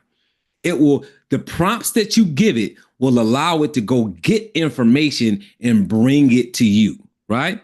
So as there's some specific studies that I can enroll in to get more assistance as far as funding. Now I'm going to say, if I join the military, how could that help if I still want a formal education, right? Because that may be a question that you have, right? If I join the military, does that prevent me from, if I join the military, let me ask a question that somebody would actually ask on this one. If I join the military, does that mean I could go to war, right? Because I know when my young son, when he was going, he wanted to go to the military, but he was worried about us going to war, right? And I have no idea what this answer is going to be, right? But I'm putting this out here because this is how you do the research to find out what you need to know, right? So what else? What benefits are there to going to local, out of state? Any particular programs? Is there some specific studies I could enroll in to get more assistance as far as funding? If I join the military, how could that help me? I know I spelled could wrong, guys, but I'm not going to correct it because AI will, right? That help if I still want formal education. If I join the military, does that mean I could go to war?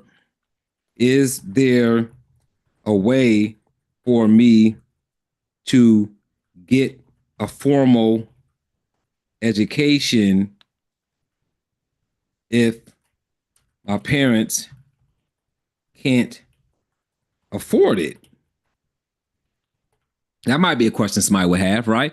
All of those questions. Now, again, I'm gonna go ahead and open this up a little bit so we can look at some of the things that we said. Right, we got persona in here. We've got a task. What's the task, right? Somebody go in the chat and put in the chat what you think the task is.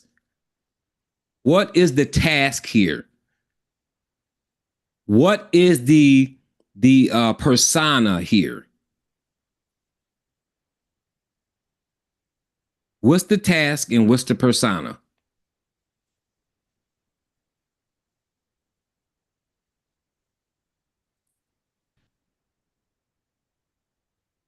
I'm switching my screens for a reason.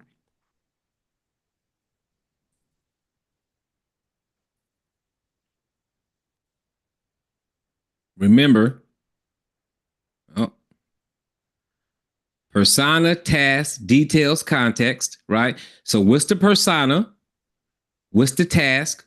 What are the details inside this prompt? There we go. To help after high school decision. Yep. Good stuff. The task is finding the benefits. Absolutely correct. You guys got it. I love it. The task is to explain alternative solutions to college. Persona is high school senior. Excellent. You guys are getting this. Y'all getting this. This is good stuff. Right? So I'm not going to really ask for a tone because I'm not concerned about what the tone is in the response, because this is not a tone specific response that I need, right? Format. Now, format is going to be good here, right? So what should I do for format, guys? Right? So I'm going to say, Gemini, can you please respond in a chart format. Right? I'm asking it to respond in a chart format because see what's great about using Gemini, and you can do this in Chat GPT. So I'm not beating up chat, guys. So if you're a chat person, then keep on chat away, right? Because the idea is not for you to use Gemini, but for you to know how to prompt correctly to get the right response. So what I love about using Gemini is that I can say, put it in a chart format, and it's going to put it in the chart format. And then I can click it and I can export it into Google Docs or into Google Sheets that way. So can you please respond in a chart format? So now I've got my my format. I don't need any tone in here particularly. It's going to identify a tone in here because the tone is going to be part of the persona by saying they're going to respond to a high school senior. But I'm not really specifically putting a tone in here because it's not really a tone specific prompt, right? The example here, right? What's the example? So let's go back, right? These are examples of the questions that I wanted to answer.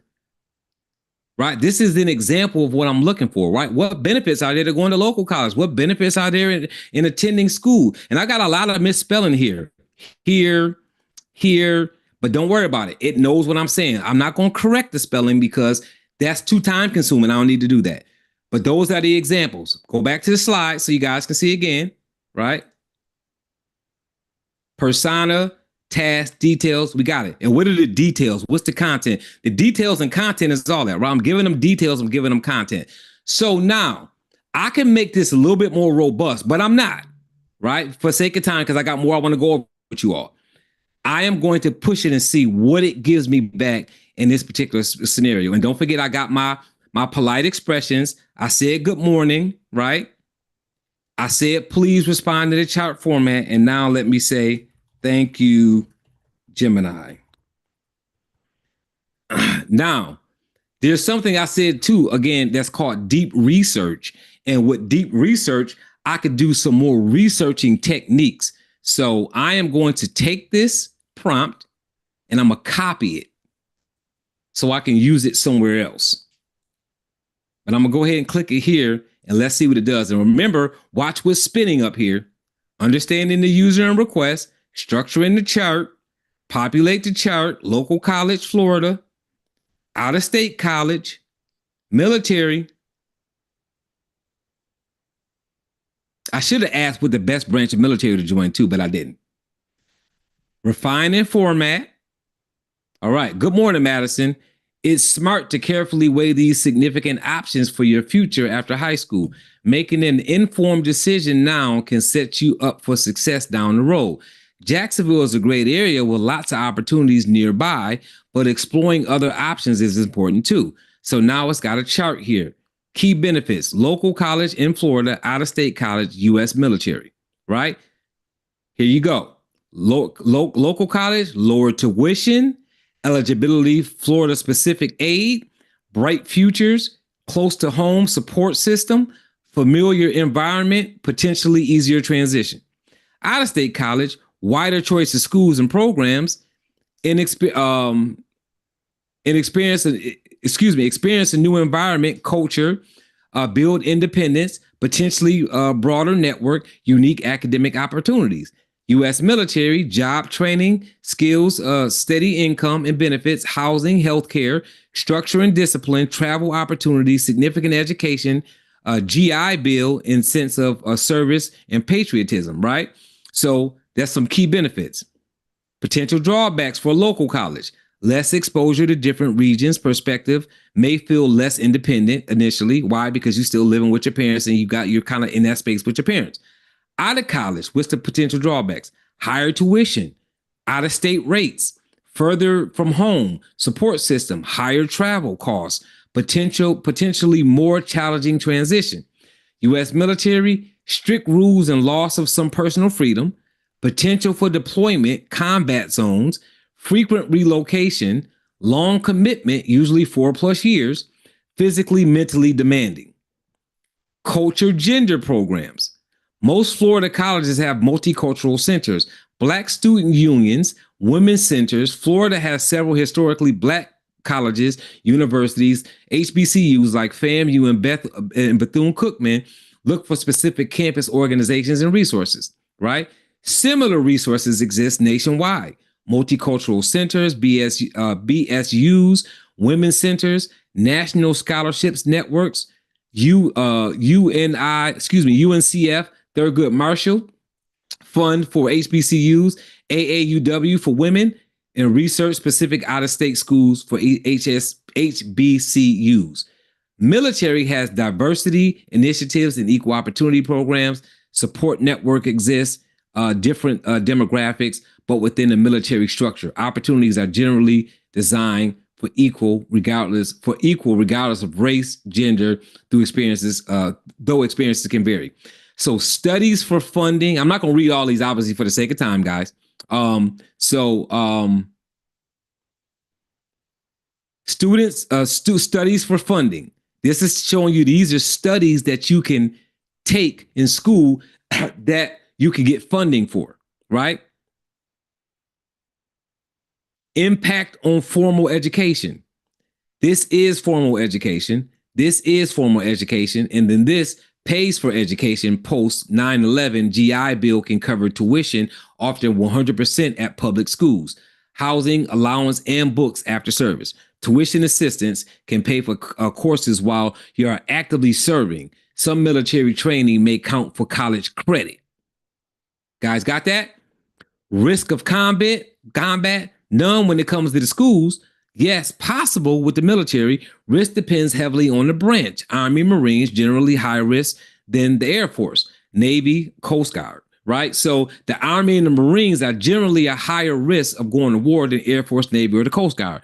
Specific jobs, right? An example, infantry and admin, in current world events. Deployment is common combat exposure is possible, but guaranteed for all roles, right? So that's your risk of going to war with the military. There's obviously no risk when it comes to the schools.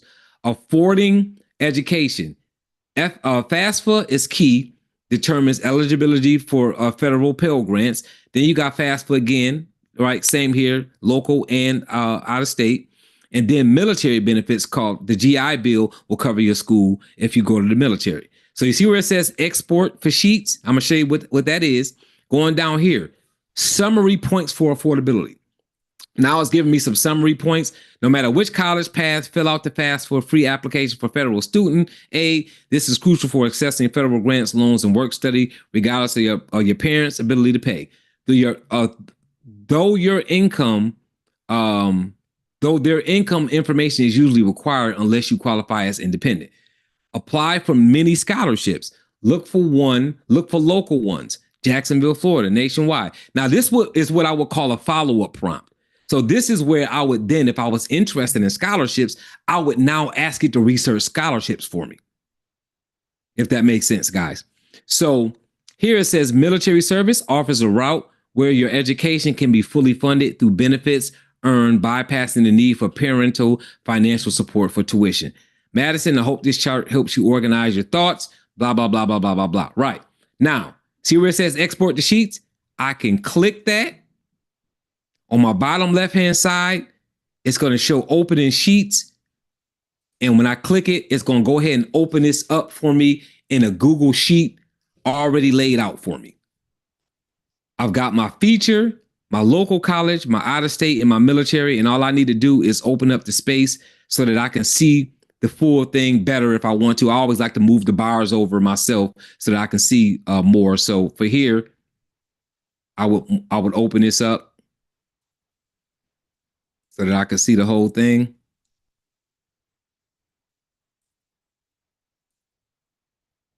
Right, I will go here, same thing. I'm not going to do them all again for the sake of time. I'm just letting you know this is what I would normally do so I can get a full visual. And then I would save this as a chart that I could go back to. I would save it right in my Google Drive or my Google Docs or whatever. I will open this up and then now I've got all of this. And I hope this is helpful for you all. So now I've got this here and all I got to do is go up here and rename it and say after high school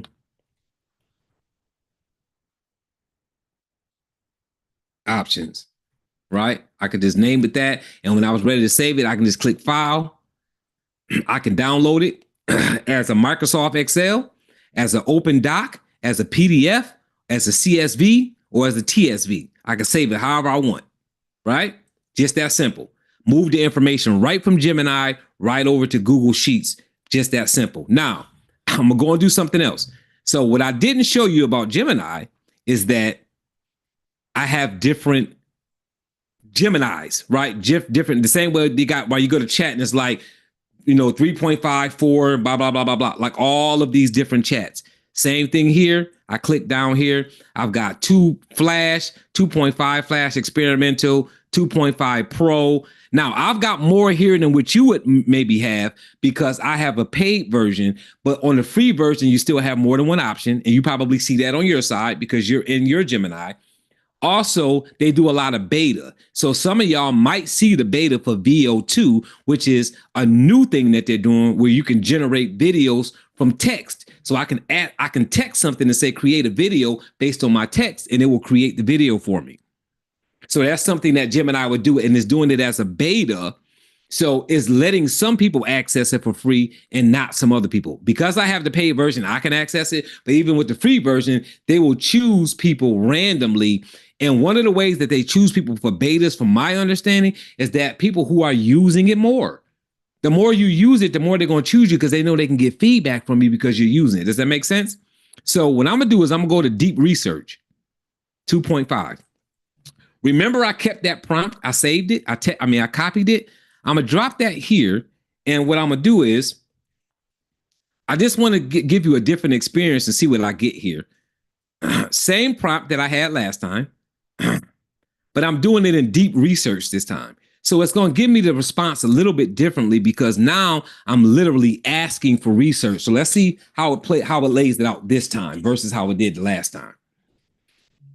And the great thing about live is if I mess something up, you guys will see me mess it up and you'll know that, guess what? You can mess this thing up and still go back and fix it if you mess it up, right? So it's going to be thinking for a second. It's going to create where it's getting the resources for and all this other stuff. So it's going to take a second to prompt out everything. So I'll go do something else while that's happening. But now it's putting together your plan. This is your research plan. Here's the plan I'll put together. Let me know if you need any changes before I start researching. So it's letting me know. It's going to research websites based on the questions that I asked, right? It's going to analyze the results. It's going to create a report. It's going to be ready in a few minutes. I'm going to go ahead and say start, right? If I wanted it to do something else, I was like, dog, man, I should have asked it to do something else. I can hit edit plan and I can go in there and edit. But I'm good with what it's doing. I'm going to hit start research. It is going to start putting that together. While that's being put together, I will go do something else so that you guys, so we can come back to that here in a second. So what I think I'll do is probably going to be the best thing to do at this time is to see if there's any questions. Thank you so much, Coach Dunbar. Got 3 points to make. First of all, thank you for that detailed explanation. As a 22-year educator, I can't say enough about the way you put that out there, and people can go back in the event that they need help. They can research it, look at it again. So thank you for that. Secondly, I don't know about the rest of the people, but everybody that I'm talking to right about now is asking for a quick restroom break or a quick break because this is a lot of information. But before you do that, Glory had a great question. She is a student. She is in a dual enrolled college math class and stated that she typically answers questions by pasting in Google, but the responses are often typed in code. So her 2 questions are simple. Can Gemini help you solve math problems? And secondly, when copying and pasting, does it read and filter the codes? Yes, it does. Now, when you're starting to talk about coding and answering coding questions, that is going to it's going to be limited on the free version, just so you know. Will it do it? The direct answer is yes. But if you're going to be doing a lot of coding and explaining coding, then you're going to want to have the paid version for that. And I would also try it out on both. Try it on chat, because I'm not familiar with chat on that. But try it on chat and Gemini. See which one does it better. Play around with them, because sometimes you got to toy around with this stuff because it changes every day. But does it deal with coding? It absolutely deals with coding. It absolutely will explain, but it will do a lot more. So when I first started paying for Gemini, it was because the paid version did coding. So it's certainly something that can be done in Gemini. So I would say yes and play around with that so that you can learn how to filter better. I don't do as much coding stuff as I used to do, so I'm not familiar with the last few months of changes. But I would definitely go in there, play with it, do some coding in there, drop some things inside of Gemini, and see what kind of response you get, and try at the different levels, like I'm doing here with the deep research versus experimental 2.5 learning experience, because it's going to deal with it differently. It'll tell you sometimes this is best for coding. This is best for research. This is best for generative AI. So I would respond to that. Thank you. Uh-huh. And as far as the break, I would say it is 12 o'clock right now. We've been doing this for 2 hours. So this is the perfect time for a break because it's 12 o'clock. We can take a break right now. This just finished process and we can come back and look at this. But everybody go ahead and take a break. What do we want to do, Dr. A and Gwen? A 5-minute break, 10-minute break? Yes. What are you guys thinking? Right. Yes. Let us actually do a 10-minute break. And I just want to remind you that we've had up to 71 actually participating today. At the end of the day, you will go into a drawing for a $100 prize as long as you participated throughout the duration of our program. So please make sure you come back, make sure you get this knowledge, and make sure you have the opportunity to enter into the drawing to win $100. So 10 minutes, good sir. And before you go, Thank you. I just want to say thank you, everyone, in case you're not able to see, for responding to Coach Dunbar and remaining engaged. Man, are we amongst a group of scholars? Yes, we are. Thank you. Yeah, absolutely. So the local time is 12:01. Yes. So we'll be back at 12:10.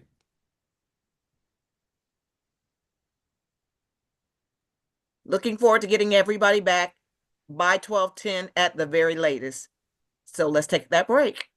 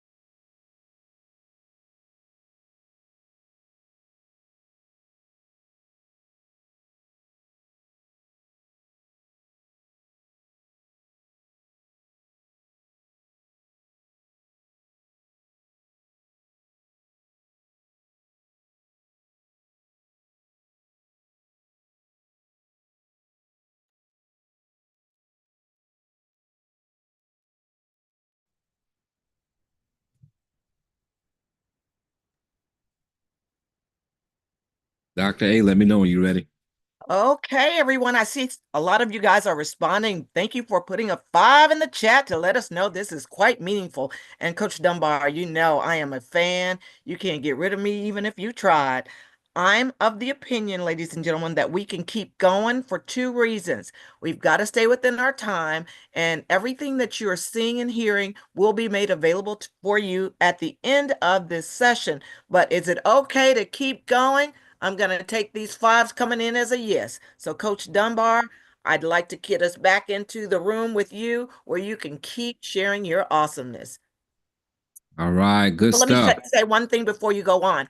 Uh-huh. Notice a lot of people are putting your questions in the chat area. It would be so easy if you would put them in the question and answer section so that we or I don't accidentally omit a question because of all the responses that are coming in relevant to the questions which you're asking. So if you can, transfer your questions over to the Q&A, and I'll do my very best to respond. And if it's something that I can respond to personally, know that you will get that as well.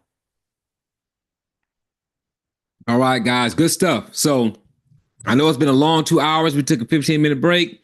And we're gonna jump right back into this. We're gonna do I'm gonna show you guys how to do some prompting on your own here. We're gonna take like some mini breaks while we're doing the prompting because we're about to get into the extensions on how to use those to create inside of Gemini. But I'm gonna do a quick recap because we went for 2 hours. So I want to recap for the people who got on after we got started, plus just as a refresher. So why prompting matters? What is a prompt?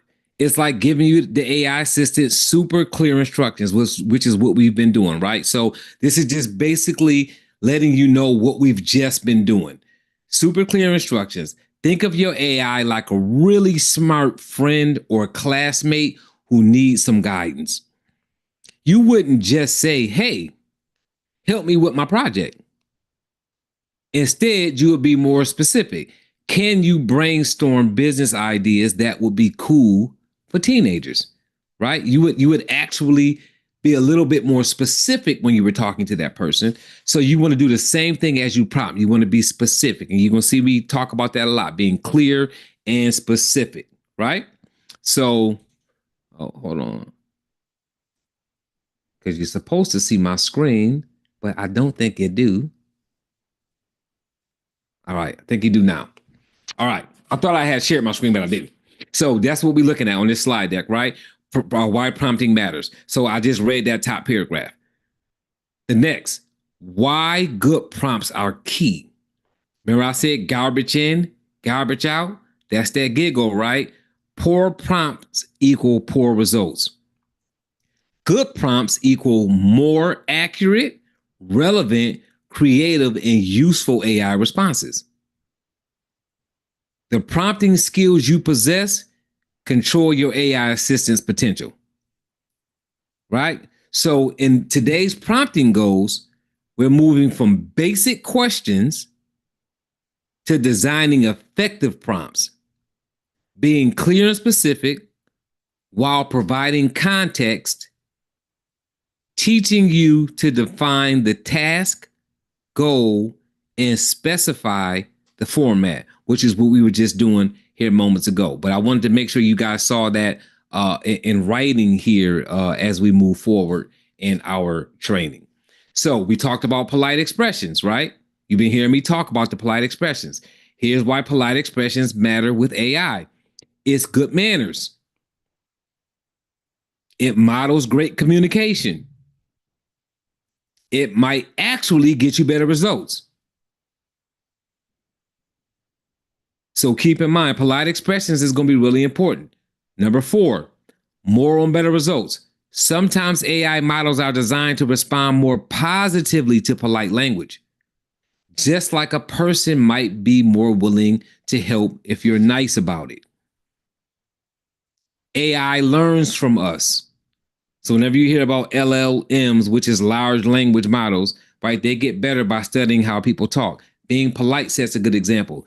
Do you want future AI to be rude or helpful?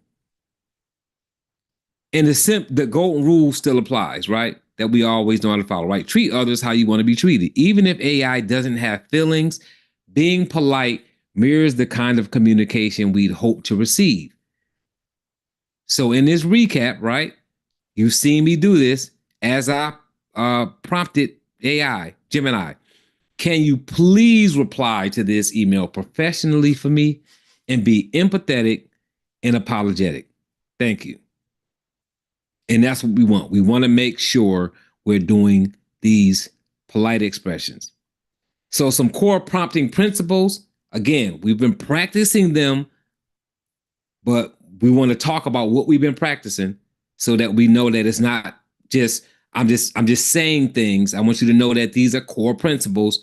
Be clear and specific. Avoid vague language. What exactly do you want? Here's a bad idea of a prompt, right? Bad example.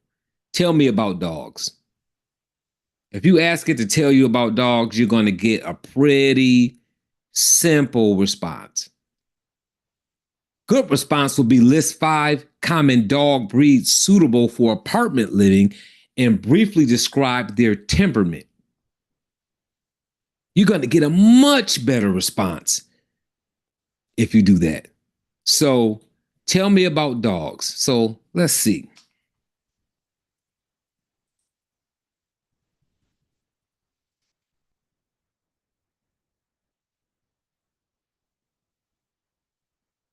So we're going to go back. We're going to go back to this here in a second. But before we do that, I'm going to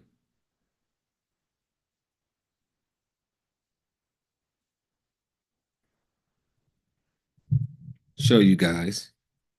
Tell me about dogs, right? None of the things that we talked about, no polite expression, no format, right? No, just tell me about dogs. See what I get.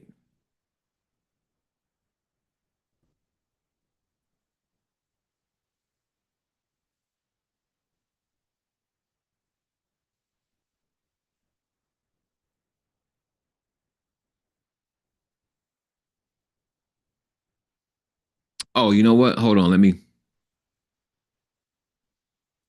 get out of the. I don't want to be in report because it's going to do it as a report.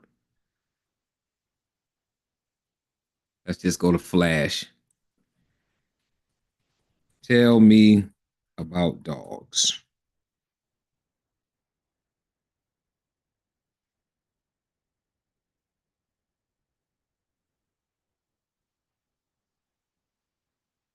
Even still a pretty detailed answer, just simply asking about dogs. And while I'm on here and it's on my mind, just so you all know, remember, this is the Google ecosystem, right? So because it's the Google ecosystem, we can go here, click share, and you can draft this into an email. You can export it to Google Docs, or you can share it as a conversation. Just so you guys all know. If you just want to copy it in general, you click those 3 dots, you can copy it. You can click it and it will read it to you so you can audibly hear what was written there. And you can also double check your response to make sure that it's a good response and that it did its research before I gave you that response. So that's the response. And it's a pretty detailed response for a simple question like that, right? But now I'm going to look at this and say, it's saying list 5 comment. I'm gonna take that and I'm gonna go here and I'm gonna say, Gemini, can you please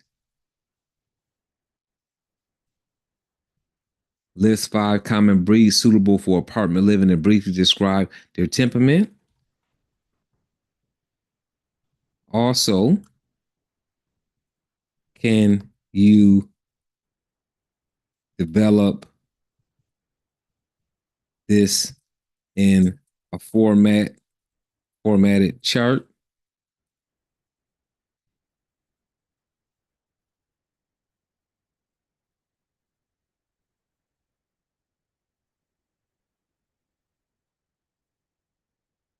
Thank you for your assistance. All right.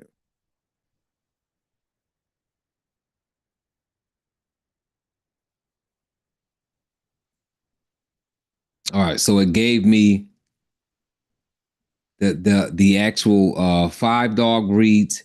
It gave me their temperament in a chart, right? So it did it as an Excel sheet. So what it did was it took the hold on, go to my question here. List 5 common dog breeds suitable for apartment living and briefly describe their temperament, right? So now it's giving me just these 5 dogs that are dogs that you could have live in an apartment and it be suitable, right? Not tear the apartment up, not cause you to pay a $2,000 in a non-refundable security deposit because your dog done tore the house up, right? So these are the best 5 dogs to have in an apartment and to let you know what their temperament is. This is a much cleaner answer. It's a better response. And then I can also export it to Google Sheets. And now I've got it on a little charter, save it on my computer, and now I can go back and look at it whenever I want. So put a 6 in the chat if you feel like getting a response like this is much more concise, much more specific than generally asking about dogs. If you were looking, if you wanted to know about dogs because you were looking to move into an apartment and you want to know what kind of dog would be the best dog to get, well, this is really not answering that question. This is just telling you about dogs. This answer, because you didn't, it was garbage in, garbage out the first time when, and it's not that the question is garbage, it's not specific, right? And on this one, you're actually looking for a real answer. So it literally made it nice and clean. It gave you a very specific answer, not long-winded, and particularly gave you the 5 dogs that you could choose from and gave you their temperament and laid it out in a chart. So hopefully people can see like the difference there versus it being, I got to read through all this information concerning these dogs because I really still don't know, because you didn't know how to ask the question, right? So let's go back here.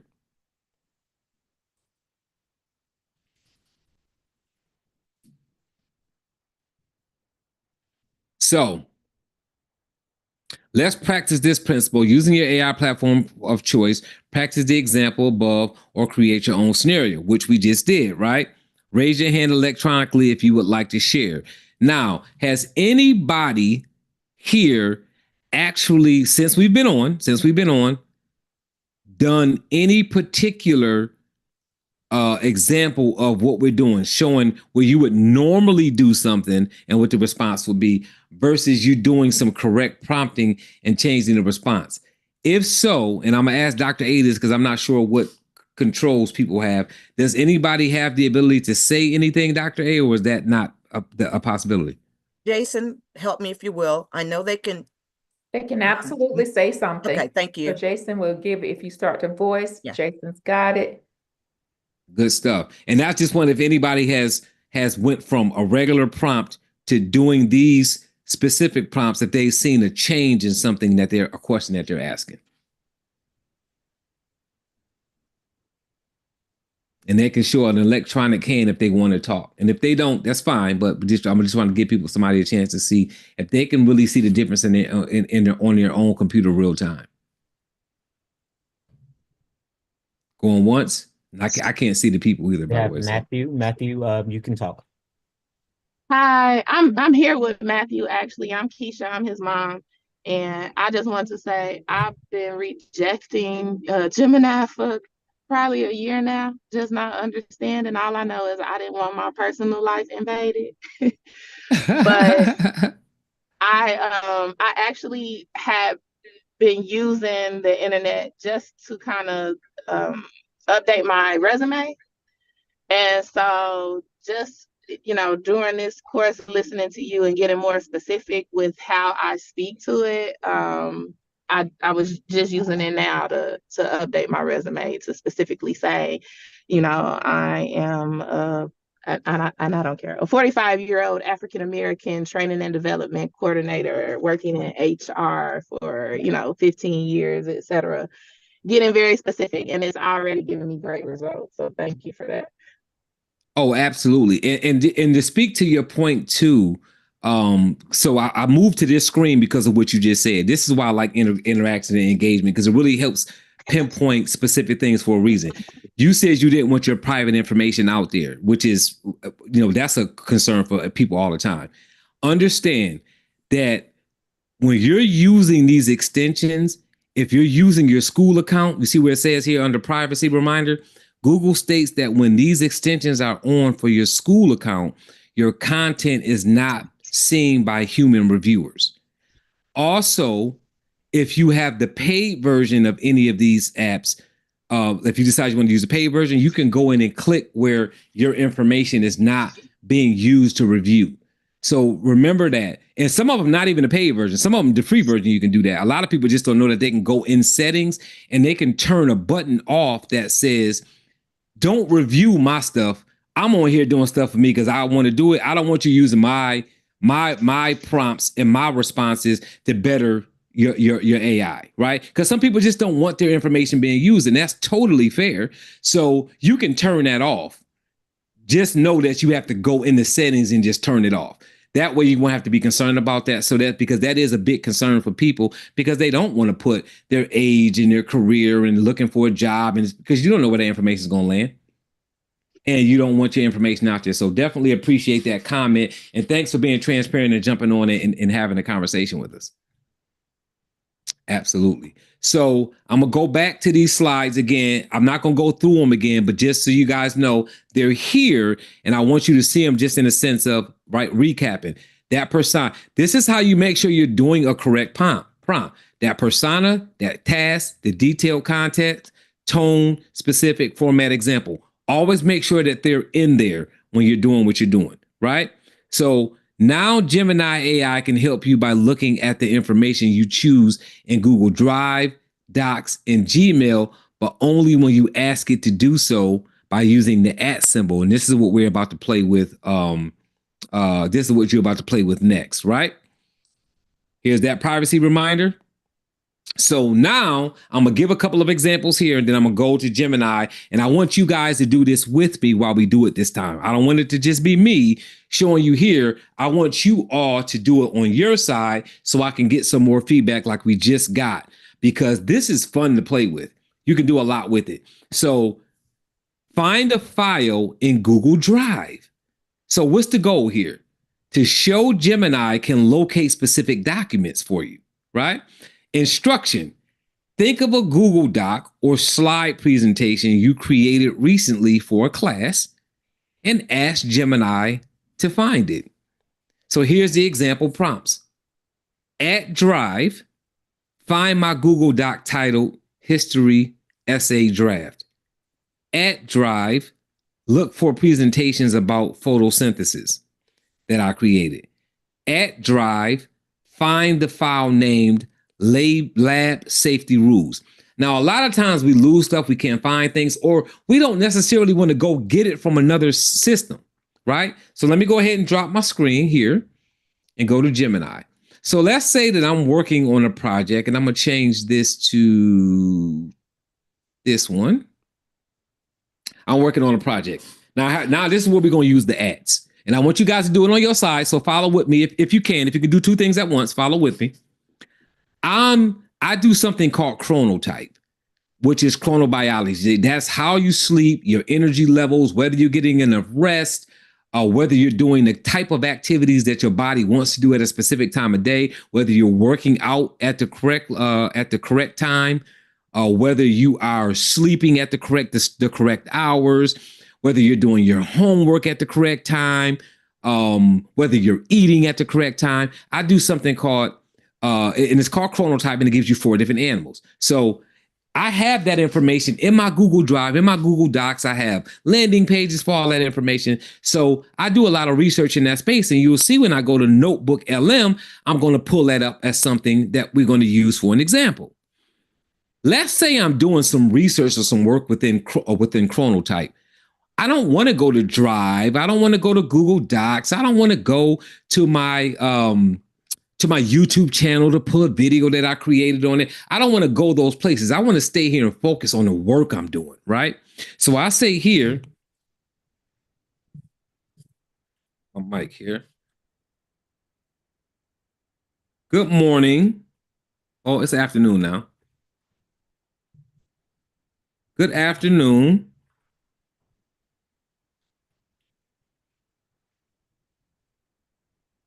Gemini.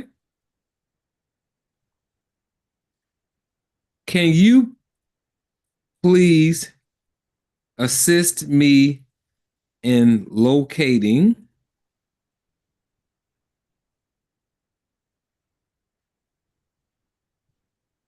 any at Google sign? Here we go. This is where the magic starts.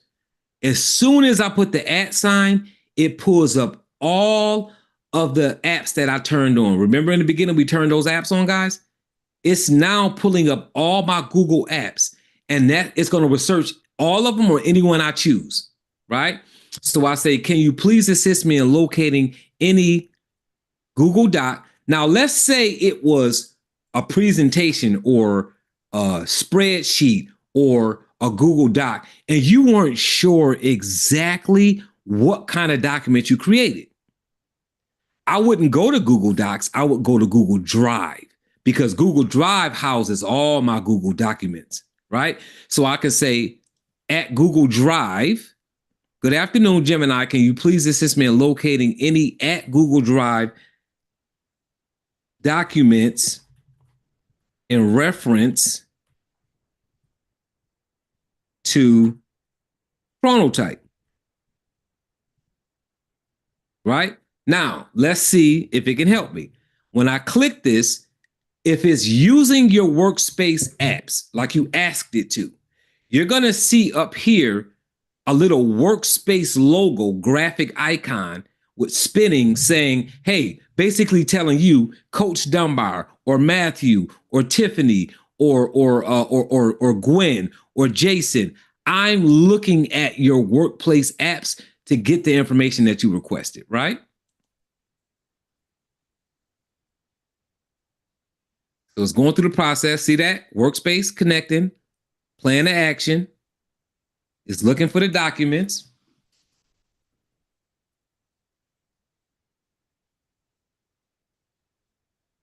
Found relevant files.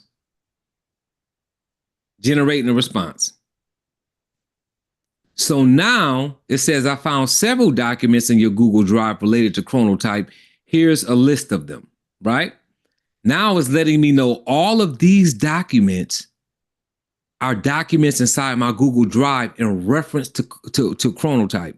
Now, let's say I want to actually get my hands on those documents, but I don't want to go to Google Drive. I want to stay in Gemini because I'm working here and I want to stay focused. I don't want that to be a distraction for me. It's listed them right down here, right? So I can get to those documents from here. So if I said, okay, these are some documents that I have, right? I can click here, I can click here, I can click here, I can click this arrow, next.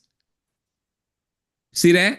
All the documents that it found, it pulled them right into my right inside my chat. So I can now click this PDF or click this, and it's going to actually open up that particular document, but I didn't have to go find it. You guys follow that? So now I'm able to do my research, do whatever I'm doing, and not go anywhere in order to do it. I can stay right within Gemini, right? So now let's go back to her and asked her to refresh. And I don't see her out here, and I don't want to turn off one of your scholars. And I just didn't know if maybe somebody could reach out to her to let her know. Hey, Jason, if you can get Dr. A I'm muted. not sure where I should be on I don't have the power to do that still on my side. The page that productivity travel early on. I saw it. I responded. She said she got disconnected previously when I put this question in the chat, so I'm not sure it was answered. I answered it. I asked her to refresh it, and that was what I meant by help desk. Sorry, guys, I'm trying to mute Dr. A, but I don't think I have the capability. So if Jason or Gwen could do it, that'd be great. Or look like y'all may have done it. I just don't see her out here, and I was just hopeful that if she's in our group or maybe put. All right, there you go. Thank you. So going back to my screen, you see where I've got that example. So I pulled up. I was able to pull that up from Drive here in that example. So what I'm gonna do now is I'm gonna go to another example, summarize a specific Google document, right? So show Gemini can what's going to be the goal here? The goal is going to be to summarize a specific Google Doc, show Gemini can understand and condense content from that document and instruction. Now, pick one of those documents Gemini found or another Google Doc you have, like class notes or an assignment description, and then ask Gemini to summarize it, right? So it can do that as well for you. So now I'm in Gemini and I found these documents, right? So now if I say I want to use this one here, which was the BAM chronotype based scheduling. So let me see which name that was here. This one here. So that's the document. So what I'm gonna do is I'm gonna grab this document and I'm gonna say, thank you, Gemini, for the great response and assistance. Now, can you summarize this particular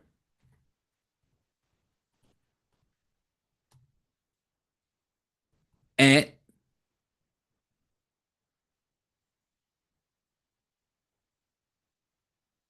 Google Drive document that you found for me by the name of, now I'm going to paste the name of that document that they found so it knows that I want to summarize that particular document. So thank you, Gemini, for the great response and assistance. Now, can you summarize this particular, open that up a little bit, this particular at Google Drive document that you found for me by the name of BAM chronotype base schedule, right? And then I'm gonna put a question mark there. So now I asked it to do that. And then I'm gonna say, also,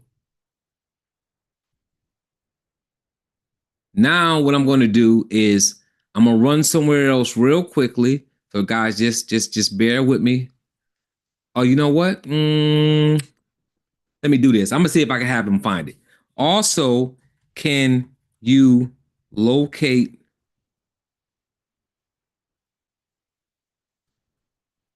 a video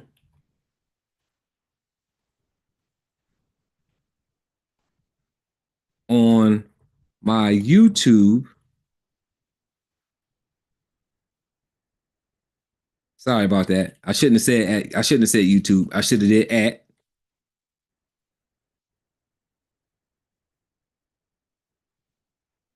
YouTube, right? So also, can you locate a video on my at YouTube channel in reference to chronotype that is labeled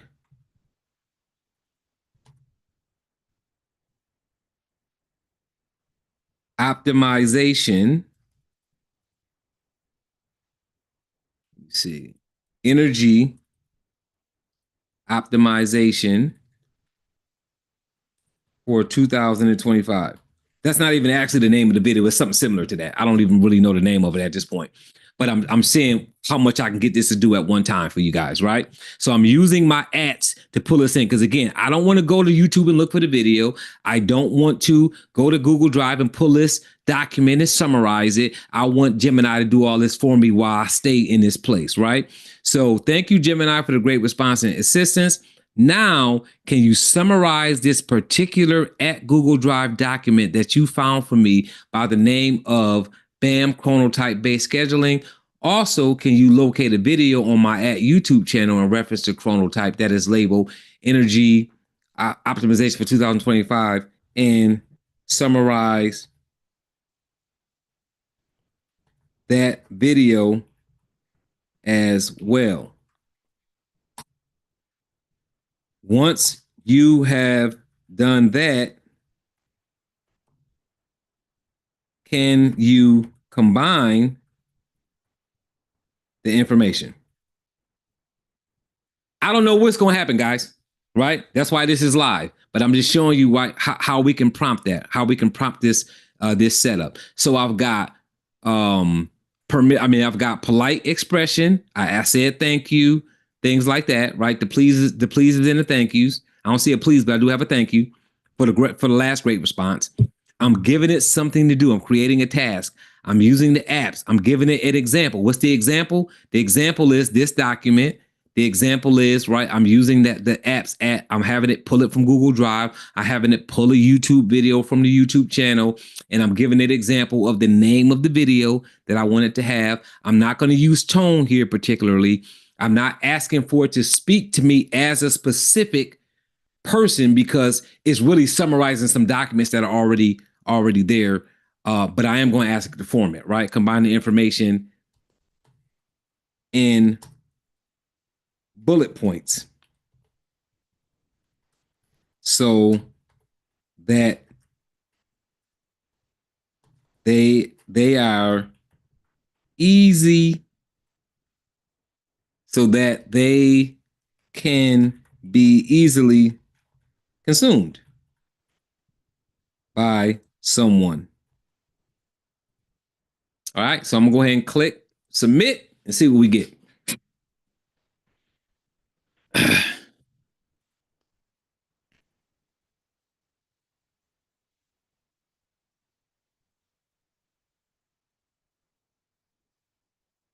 And don't forget, you all, please look and see make sure you're doing the same thing on your side. All right. So it's telling me that I'm just a language model, so I can't help you with that. That happens sometimes. It's not necessarily true. It's just saying that because sometimes it gets glitchy, because it was working here for a second. As a matter of fact, too, before I copy this and do it again, let me do this. Let me show what the thinking was. See if it had any thinking. Okay, it's not showing me any. So I'm gonna go here again. Now, whenever you have a scenario like this, where you have to put this in again, remember you're going to have to do the at Google Drive and at YouTube again so that it's live. So you're gonna have to go in here and erase it like this, and then do the at sign again. And this time I'm gonna do at Google Drive.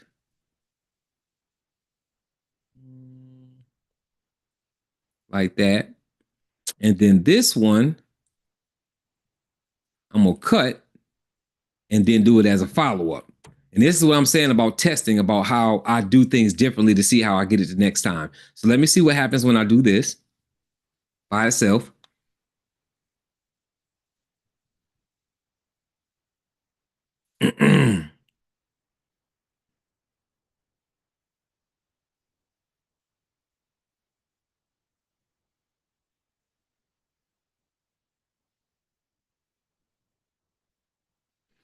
All right, so it's summarizing the key points from that particular document that I asked about. I can summarize the document here. Here's a summarize of your key points, general tips for working with your chronotype, chronotype description and example agendas. So it's pretty much summarized that document and show me that this is where it got the information from, right? So now I'm going to come here as a follow-up prompt and see if it will do what I asked it to do with YouTube now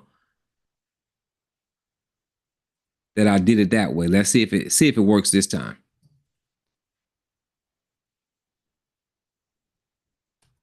I am going to say at YouTube. And the other thing that might be happening here too, guys, just so you know, it may not be doing it because I have the video name wrong. If it can't locate the video, that could be it. I'm not sure, but it could possibly be it because I'm not typing in the right name in that video because I didn't want to go pull it. So it may not be able to find the video. So just so you know. Okay, so it did it this time. So, Okay, so I searched your YouTube channel for a video named Energy Optimization for 2025 related to chronotype. See, but unfortunately, I couldn't find that specific video with the details provided. The title might be slightly different, or it might be publicly available on the channel. I should not be publicly available. So what's happening here is now it's just giving me a summary of chronotype based on it understanding what I'm talking about, but it's not giving me a summary based on that video because I'm not giving it the right video name. So it's important to understand that when you're asking it to summarize a video, go to YouTube and grab that video name. Make sure you know the video name so that when you ask it to summarize it, it can do it. And this doesn't have to be your video. It can be a video on anybody else's channel. So it could be any YouTube video. It does not have to be one of your videos. So just know that you can summarize any YouTube video by doing that here, and it will literally summarize that YouTube video. Just make sure you go get the name so that you're giving it the correct name, because that is not the name of my video. I was just kind of saying what I knew it was about, which is energy optimization. So I'm gonna go ahead and open up now because it looks like we may have a question or two. Dr. A? Yes, we've got Vania. Uh-huh. Ms. Strange, would you like to come on and go ahead and let us know what your question is? I didn't know how long it was going to be. Jason, can you permit her to talk, please? Yes, she now can unmute herself.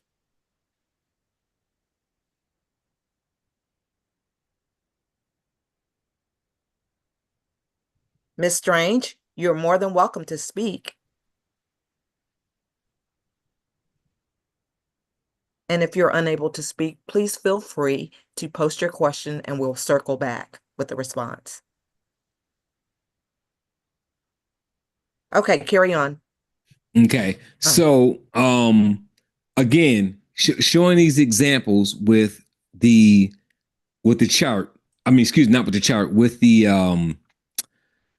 I like to call them extensions. They're apps, but I like to call them extensions. Using those extensions will certainly allow you to do a lot more. So we're going to play a little bit more with that because there's more you can do with it. Obviously, I'm showing how to pull documents directly from your personal Google workspace, which would be Google Drive, Google Docs, things like Google Sheets, all of those. So let's look at some other examples of like a flight, like I mentioned about going out of town. So I am going to Puerto Rico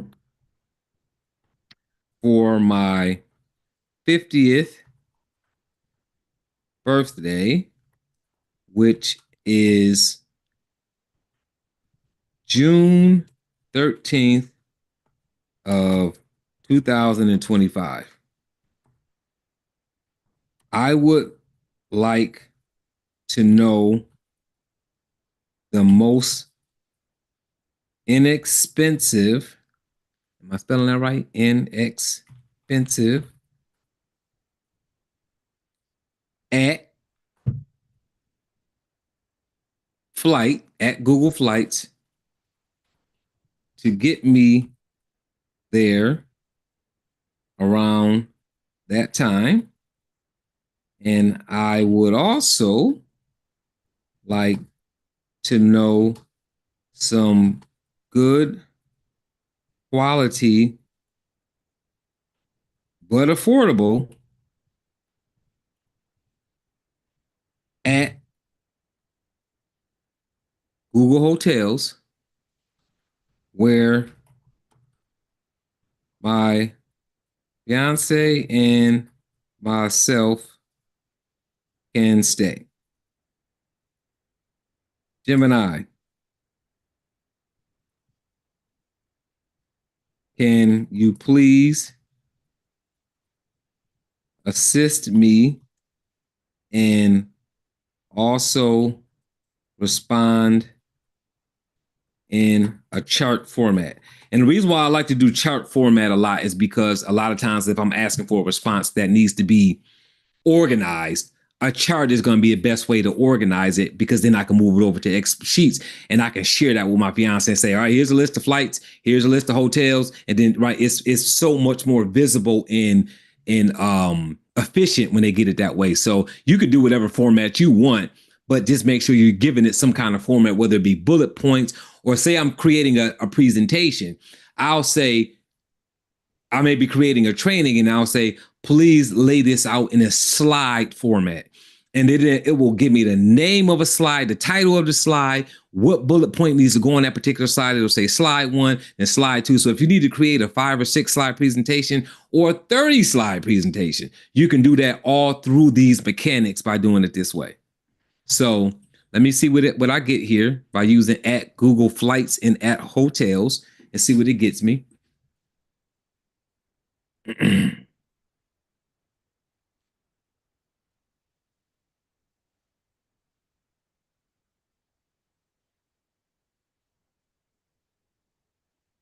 And by the way, I have not forgotten to go back to the research we did for the school stuff. I'm gonna go back to that report. It is finished. It finished a long time ago, but I just didn't want to. I didn't want to stop to go to it. I want to go to it when I'm going to the next scenario. All right, so here we go. Okay, coach, happy early 50th birthday. I've looked into the most inexpensive flights and some affordable, good quality hotels in Puerto Rico around your birthday, June 13th, 2025, for you and your friends. So now it's giving me cheapest flight, $472, price for 2 adults, affordable hotels, $428, $61 per night, option 1 at San Juan, check-in. It's giving me all the details. If I want to see more about that particular flight, that particular hotel, those particular hotels, I'm just going to click these links and it'll take me there.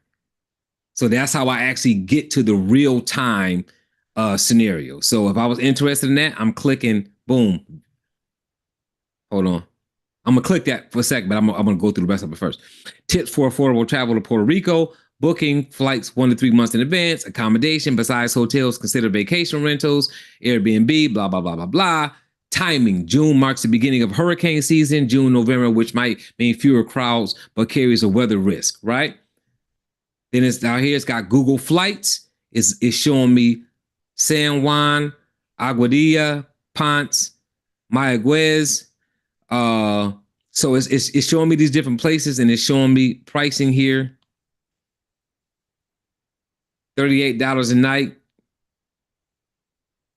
$52 a night, $61 a night, $67 a night. So you see how it's giving me these options and it's pulling it up through flights and pulling it up through hotels there. If I wanted to click on this particular flight, I can click it here and it would just open up on my computer this way. And now I can go in there and choose whatever I'm looking to choose through this setup, if that makes sense. So that's an example of how I would actually use this. So I'm gonna go back real quick and I'm gonna look at the report, and then we'll take another break because I know it's been an hour almost. I mean about 45 minutes. We probably got to take another little 5-minute break here in a second. But I want to look at the report that I pulled up first, so that we don't lose track of how that can work on your behalf when you do it. And this sidebar I'm clicking through, guys, is everything that I create. It sits over here on the left. If I want to pin it, I can pin it and use an emoji so that it stays at the top so I can actively work on it on a regular basis, just so you guys know. So you do have the ability to do that, to pin things and have it there. You see, obviously, I work on a lot of things because I got a lot pinned, right? I had to go down this far just to find what we were looking at here. So college and military options. Let me see.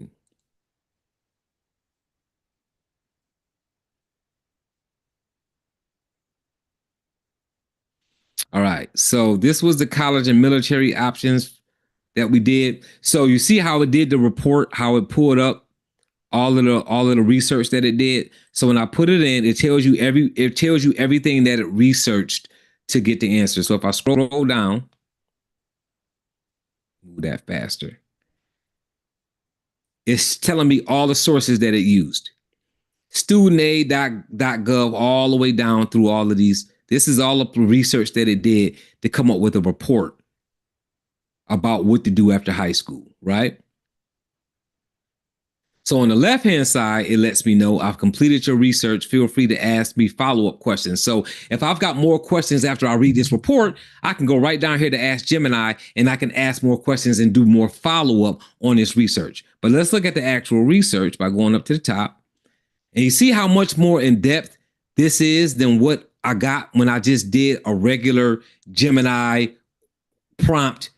When I went to the deep research, now it's giving me real deep research on the situation, comparing post-high school pathways, Florida college, out-of-state college, and military service.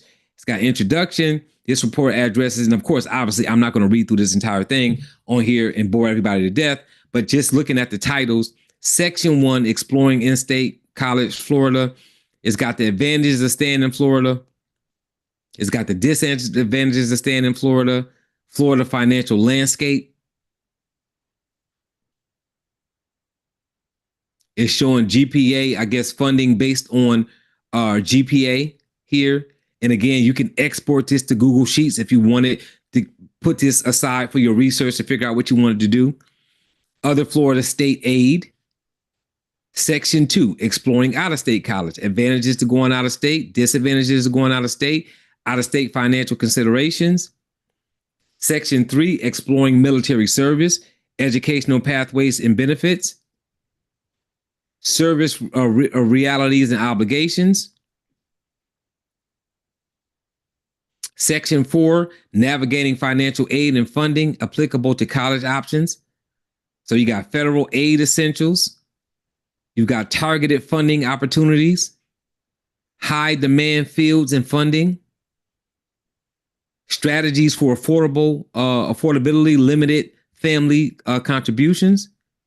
Section 5, comparative overview chart. So now it's got that full chart with all the all the comps, right? Similar to the one that we had before. Section 6, conclusion and personalized considerations.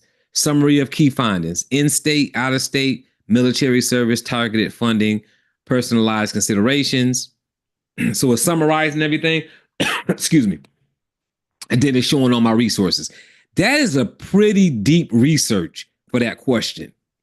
So, I mean, it wasn't a really hefty prompt, but look at all of the research it did and what it got. I would imagine as a college student, as a high school student looking to go to college that had that question, that's a pretty robust response that I got from the deep research section of Gemini, and it pinpoints all the places that it came from. So just know that if you want to check into something deeper that it might be talking about, you can click these little drop downs.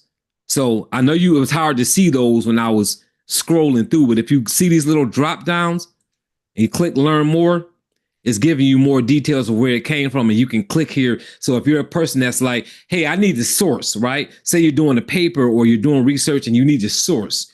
Here's your sourcing. You click in here, next, boom. And all of that's here. You got all your source in here. And you can do that for anywhere that there's sourcing necessary. See, it's got the little two letting you know it's sourcing. Click it, boom. It's got your info here, your sourcing information here. A nurse. So that's where it's at. A nurse. If Jason, one of the Jason, you're not on mute, Jason. Oh, there we go. Okay, I got you. All right, so that's how your deep research will work. Now you see how I put the same prompt in a different part of Gemini and got a much more robust response on that. So I'm gonna open up, see if there's any questions, anything about what we've just gone over here the last 10 or 15 minutes. And then Gwen, I'm gonna leave it up to you whether we take another break or not. As far as questions, we've kind of got a few things going in the background, but I think the greatest sentiment is, do you have to prompt as detailed as you're prompting, or can you just kind of prompt till you feel you've got understanding and ready to move on? Yes, it's up to you. Like you got freedom to prompt how you want. So, and that's why I was saying earlier when I gave that prompt about when it just said, tell me about dogs, right? If you just ask it something, if it's something simple that you really want to know, like, why is red, why is red, red? Or say something simple as, what's the history of the American flag? Well, you don't need to do a whole bunch of prompting for that because that's a direct question. So if I'm asking what's the history of the American flag, the history of the American flag is the history of the American flag. So it's going to give you that answer anyway. So some things that you ask it, it is going to just give you an answer that's going to be a roundabout answer no matter how you ask it. But when you have a more detailed question, response you want, so think about it like you're talking to a human, right? Same scenario. When you're going to talk to a person to ask a question, you're going to ask that question as detailed as you need to ask it to get a response as detailed as you need. If it's a simple question, what's 2 plus 2? This is just that simple. But if the question is algebra or calculus, or it's a word problem that's got a little bit of a trick to it, guess what? You're going to need to ask a little bit more. So how you prompt is based on how you want the response to be. So that's why I say garbage in, garbage out, is because just know you can do it however you want. Just know you're going to get back what you put into it. So I hope that's a fair response. Absolutely, very helpful. And just as a reminder, there are a few announcements in the chat. So we encourage everybody to stay connected. And Gwen, the floor is yours again. Absolutely. Coach, I would recommend that we just continue to forge ahead because we've got some crucial information we want to continue to share. This lesson is so great. We only have approximately 54 minutes remaining. So I say let's continue to forge. All right, you got it. You got it. You got it. You got it. All right. So we hit the at we hit the at Google thing. So now what I want to do is I want to shift over. And this is going to be really helpful, especially for the people who are doing reports. If you're in any school or career situation where you have to put together reports, right? So we're still staying with Google, but we're going to their notebook app, which is the Notebook LM. So if you want to go to Notebook LM, just go to Google and just type in Google Notebook LM. And when you click on it, it's free. They do have a paid version, but you can get on the free version. The free version is totally fine to be on. You can do most of what it does in the free version. You're going to go to the free version, and then you're going to sign in with your Google account, right? So you see here, it's got a little AI picture of me up here. This is my Google account. I'm inside of I'm gonna go to the regular screen first before I go inside my notebook, because I'm inside my notebook right now. This is what it should look like for you. Welcome to Notebook LM. Some of y'all may have LM, some of y'all may have LM Plus. It depends on what kind of account you have with Google, whether you in your parents' account and they've got Google Workplace or anything like that. It's not going to matter much whether you're in Plus or not for what I'm going to show you. But just understand that you may be in a Plus and you may not be in Plus. But Google Notebook LM is not talked about nearly as much as it should be. If you are a student of any sort, if you have to put together papers or tests or exams or criteria for any groups of people, this is an excellent program to use. So I would say do some more research. And I'm going to go over some things here, but I want you all to go to YouTube on your own time. And I really want you to go into YouTube and pull up some videos on Notebook LM and look at some real strong case studies on how you can create different projects with Notebook LM, right? So in here, you see that I've got a couple of different notebooks I've already created, right? So I got chronotype notebook, test, and then nurse practitioner training in here. So what I'm going to do is I'm going to go to chronotype notebook. Now, before I go in here, Dr. A, I want to make sure that whatever question is out there, we get an answer, because I want to make sure somebody's not stuck, not knowing how to get here, because I don't want them to be lost. So is there something I can answer? I'm asking Elena Jackson. I see your hand is up. If you would be so kind to state your question, or you can put it in the chat and we'll get an answer expeditiously.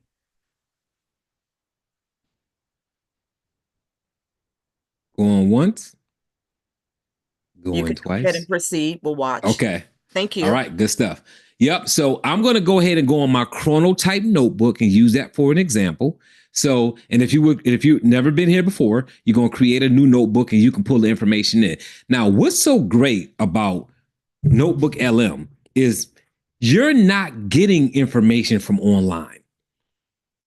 This is not searching the web for information.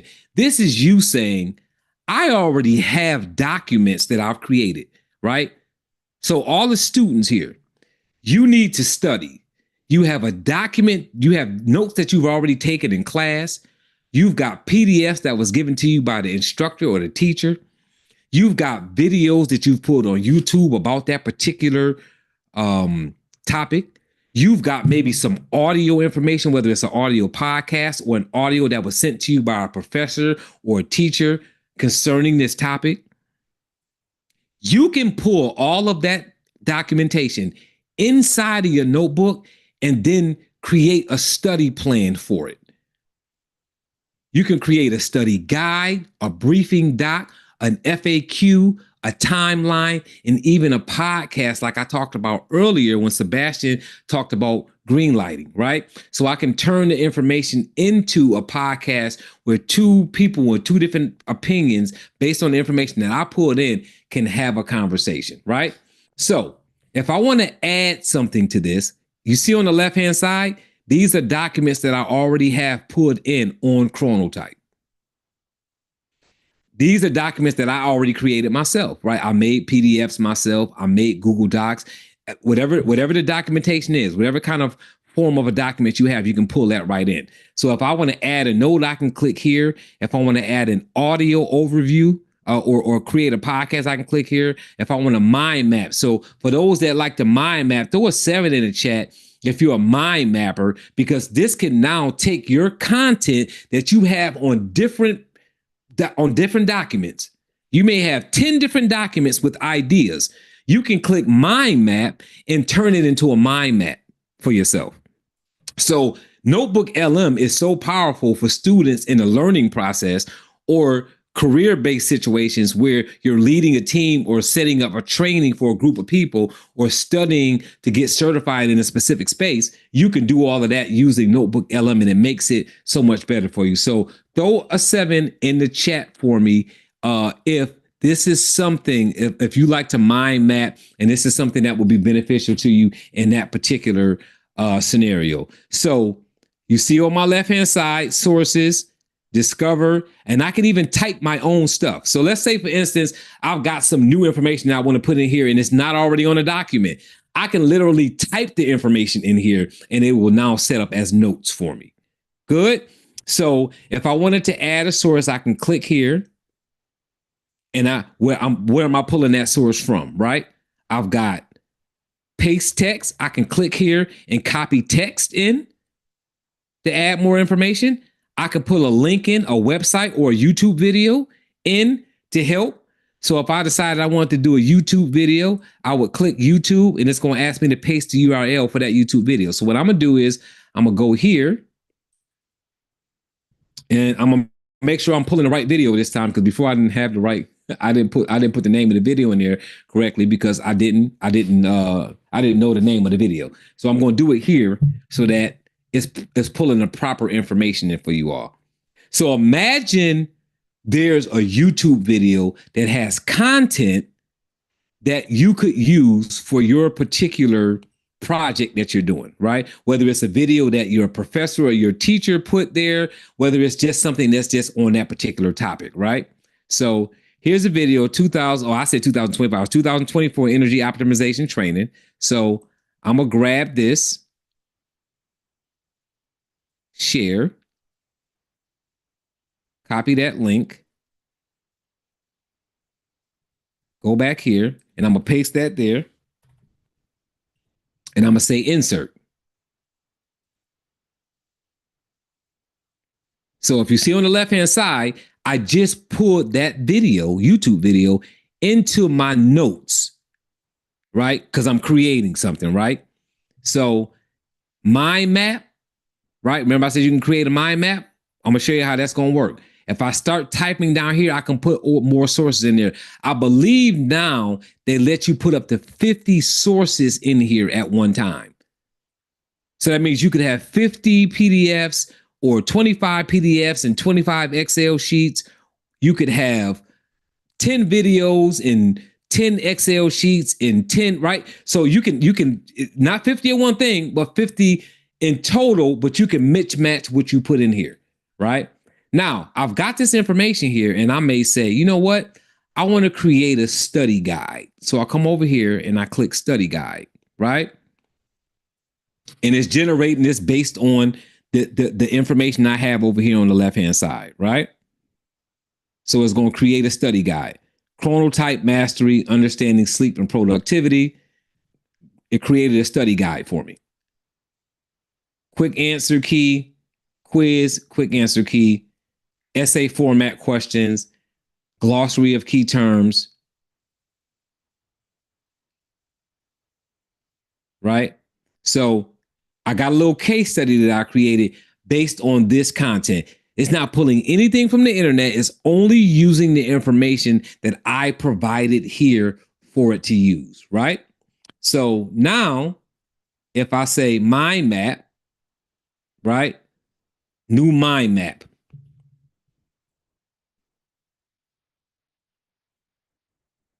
Click to open mind map. Now it's created a mind map for me. So can you imagine you're getting ready to do some studying for a program, certification, class that you're taking, and you've got PDFs, YouTube videos, Excel sheets, infographic charts, whatever you have, you pull them into this system, you create a mind map, and now you've got a mind map taking you out, showing you different things.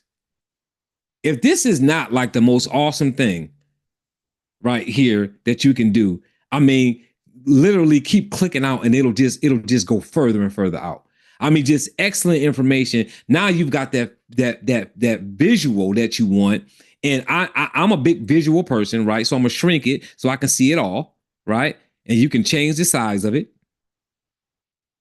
right? Good content, bad content to let them know they're doing a good job. And this is all Google, right? Using Google AI. And I can just open up any particular thing that I'm interested in, right? Mind mapping in this material, right? And all of this is all coming from nothing but one chronotype, just the bare chronotype. And let's say I say, okay, I looked at that. Let me pull that back. And now I just want to look at the dolphin. Right? And now I can pull that back. I can click dolphin, open that up, open that up. And now I'm pulling up everything on the dolphin chronotype, right? Real time. And I can, right, shrink it, make it small, make it large. And I've got this information here. So I'm embodying everything in. And this is even putting the information from the YouTube video in here too as content, right? So hopefully that makes sense. Now, again, of course, you know, you can download in the upper right-hand corner, right? I can drop it down the sides here.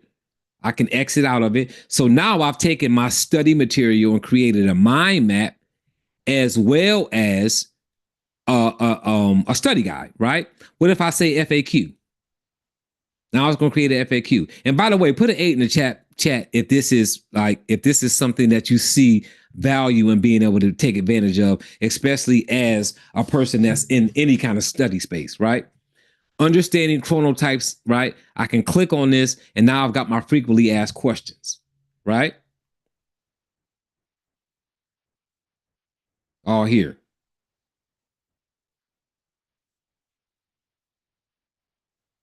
So this is like the absolute new way to study. New way to study, absolute new way to study, right? So you can get it all here and put it all in one place. So I know you guys have got, this has got to be something, because as a 49-year-old, this is something that I'm using at 49 years old. So I can imagine how you guys will be using it as a person that's in school on a day-to-day basis, right? So the career-oriented people, if you're responsible for holding meetings with your team at work, something great that you can do. So audio overview, right? I'm gonna click audio overview, and I hope that I have this set up where you can hear it, but if I don't, it's something that can be sent to you all so that you can do it that way. And I hadn't done timeline yet either. And timeline is going to be something else that's beneficial to you. So see, when I click timeline, it creates this. And what it's doing is it's creating more of a chronological. So let's say, for instance, you were studying something or you had notes that you had taken in different times, but you needed them to be ordered in a way so you can study them in a way that would make sense because you may have the notes scattered, but you want them to be organized. It's going to organize the notes based on that content, right? So you see what it did here for timeline for me? This timeline focuses on the daily schedules and recommendations provided by different chronotypes, general chronotype concepts to sources, right? So now it's going into the chronotypes, then it's talking about the lion, the bear, the dolphin, and the wolf, and it's doing the chronological time slots for what time they should be doing particular things. So this is an easy timeline because we're actually talking about time in this particular material. But even if it wasn't a time-based study, it could still be something that you can pull in. So I'm gonna go ahead and close that real quick so you can see something else. So you see where it says chronotype notebook, and then it's got this play button here. This is audio, like more of an audio setup, right? And Dr. A, let me know, can you hear this? Not yet. Okay, so let me see if I can.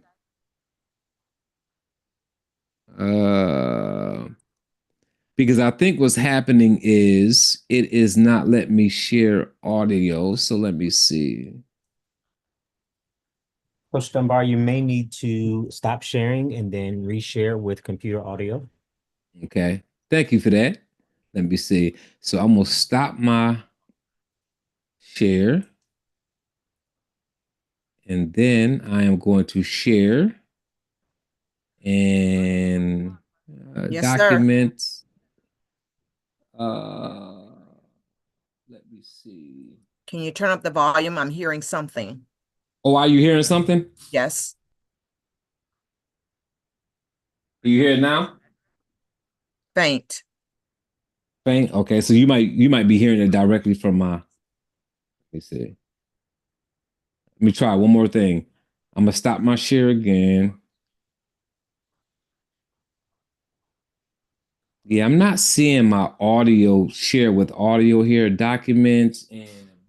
Let me see. There it go. Computer audio. Let's see if I can get it now. Got it. Yeah. So our mission today, our deep dive, is really to explore these Can you four. hear it now? What does an Yes. ideal day look like Okay. for each? Especially So think about.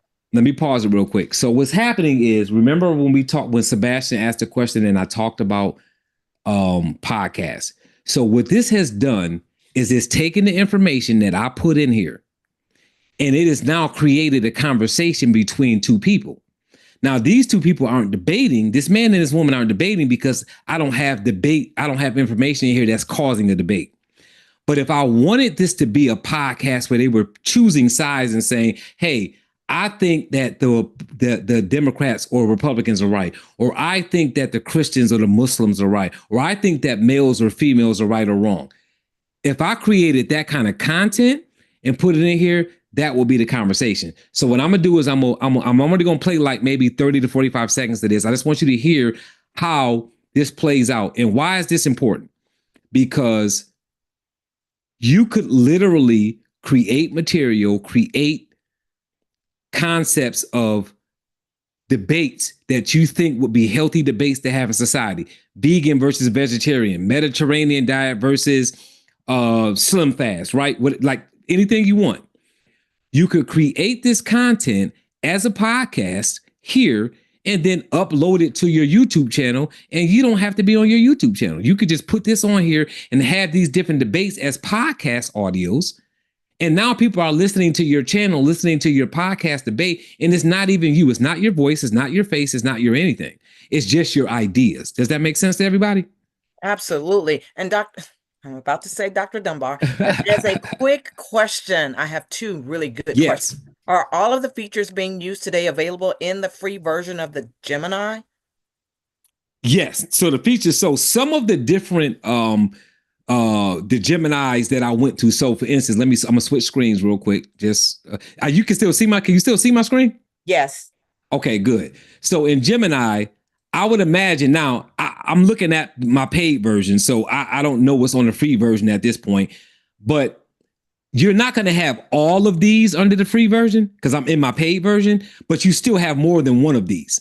You probably got 2 or 3 of them. So I don't know if anybody is in their Gemini and they're in the free version, but you can probably see that you've probably got about somewhere between 2 and 4 of these options in here. So I'm not sure which ones they are because I have the paid version, but I know you're not going to get everything for free, obviously, because I have the paid one. But what I'm doing, the prompts that I showed you all, the things that I showed you that you can do, you can certainly do those in Gemini at no cost. You do not need the paid version to do any of that.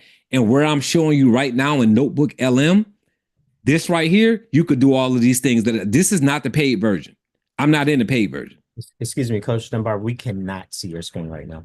Oh, you can't? Hold on. It went away. It went away? It's All back. right. And I hope that when I do this, it's not gonna. So let me ask you a question. If I share my screen, is it going to knock out my audio share? There should be a checkbox where you can share the video plus audio.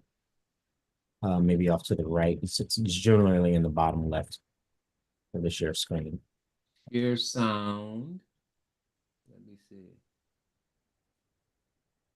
Well, how about I do this so that I don't mess nothing up? I'm gonna do my sound thing first, and then I'll go back and share my screen. How about that? Sounds like a plan. Yeah, so I don't mess nothing up over here. All right, so I'm gonna go ahead and play this. Play this so you can hear it. But what it is it's the podcast that I've created by just clicking the button that said audio overview. It now took all of the content that I had put in here, those 8 pieces of content. I think it's 9 when I put the YouTube video in there, or it still says 8 sources. 8 sources of information, and now created a conversation between a man and a woman that is a podcast type conversation. Welcome to the deep dive. Ever wonder why, some days you're just buzzing with energy at 7 a.m. and other times you can barely keep your eyes open after lunch? Yeah, it's something most people experience, right? Totally. Well, today we're diving into something called chronotypes. Basically, it's your body's natural tendency, its internal schedule for feeling alert or sleepy. Uh-huh.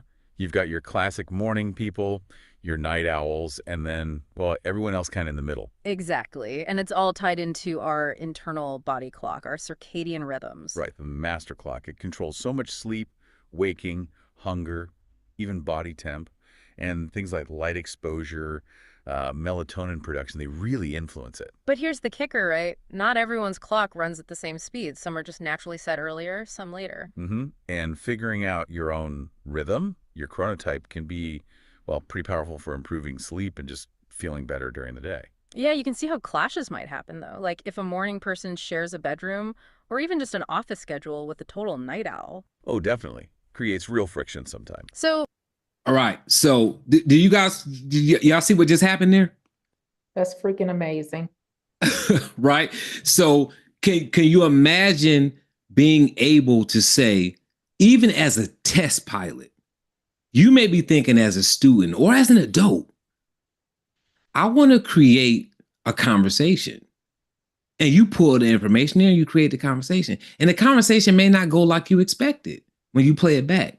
Now you know as a test pilot, this actually wasn't a good conversation because I just let it play out. And when it played out, I don't like kind of where it went. You can either change the information or you can change your topics.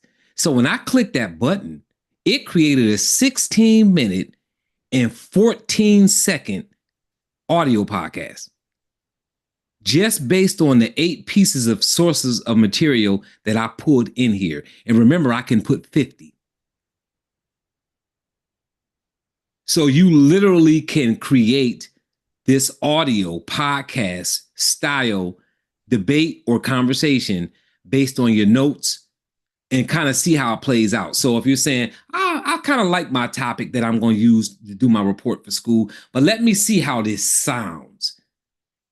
right? Now you do that because you may not be wanting to do a podcast. You may just wanting to hear how the conversation about what you develop sounds, because you probably want your report to be a conversation that could be had behind closed doors. Does that make sense to everybody? So this is why this is so important, because it gives you the ability not to just create a podcast, because some people may say, I don't care about a podcast. I don't want to do a podcast. That's fine. You don't have to do a podcast. It's not even about doing a podcast. It's about getting that feedback. It's a sounding board. It allows you to put your information in there and say, what kind of details am I creating? What kind of report am I creating? What am I stirring up here? And to hear two people have a conversation about it really makes it clear and concise what you're doing with that information. So if anybody has any questions, I'm gonna go ahead and open up for any questions. I've got another question. One Yes. being, and I'm going to take us back for just a step. In regards to the writing reports, can Notebook, Learning Management, and Gemini be used with Google Docs and Google Slides? Absolutely. So how would that work? So for instance, let's run that as a scenario. And really, coincidentally, that's kind of what I've done here. Right. Y'all just didn't see me do it because it's already done, but I really actually did that. So let's take any of these documents on the left-hand side. Let me go ahead and share my, get back to sharing my regular screen.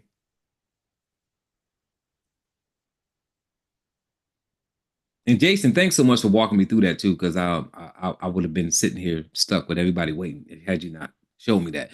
So on the left-hand side, these documents, guys, the majority of these documents I created in Gemini, right? So if I'm in Gemini and I create a document either through a report like this, because right, I can export these docs, boom, click that, and I can export those documents.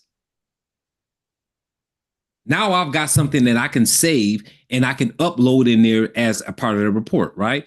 So we're gonna actually do that real time, right? Because I think it's better if you see real time how this can actually work for you. So I'm gonna let it do what it's doing here, but I'm gonna see if I can get back here and because I don't like to stop working. I want people to be able to see what's happening. So let's see. I think I'm bothering Gemini too much. Yeah, look at that. They telling me slow down, buddy. Let me close this YouTube video out too. I got so much stuff open.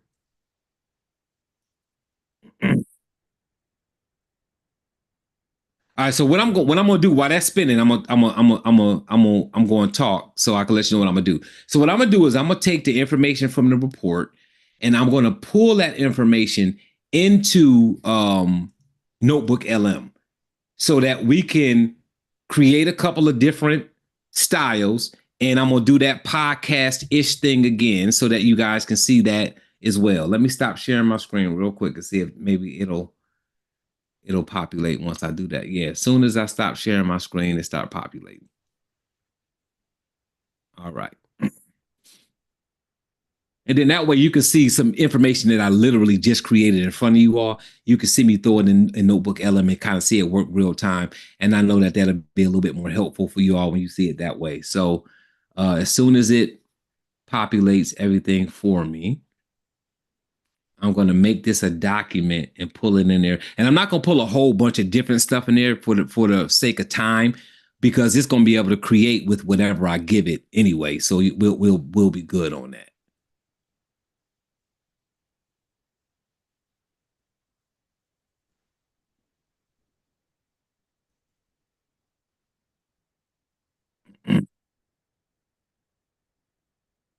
All right, so I am going to share my screen again now that everything is populated and it's not.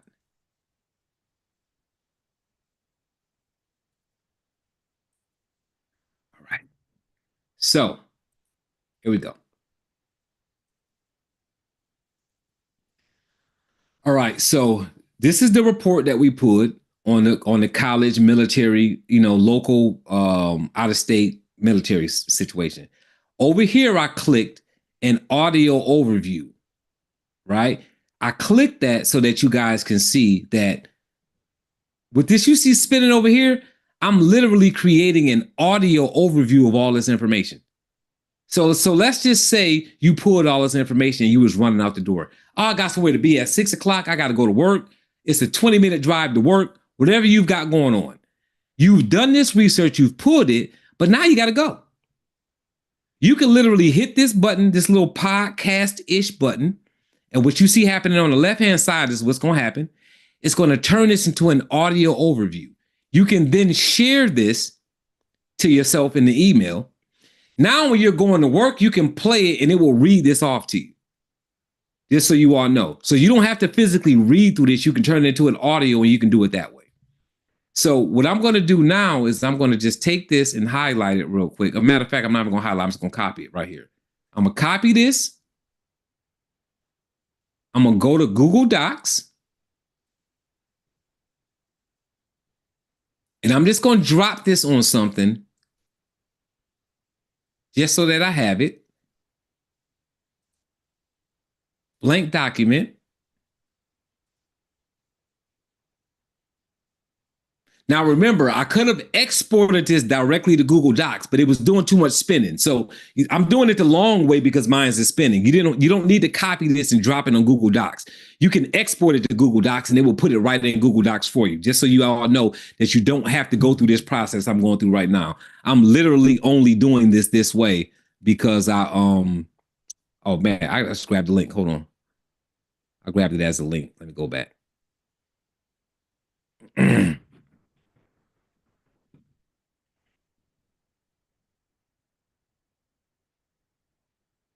All right, I'm gonna stop my share again so it can speed up here for y'all. Yeah, that share is slowing me down because as soon as I stop my share, it goes right into where I'm trying to get to.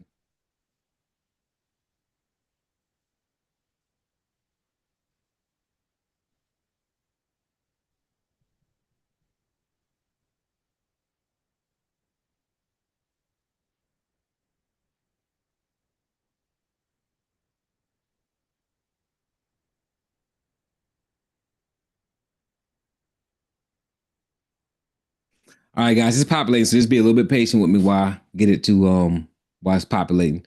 And Dr. A, is there any questions while it's populating so we don't waste no time? There are no questions that I am seeing. However, I'd like to pose just this question before you depart today.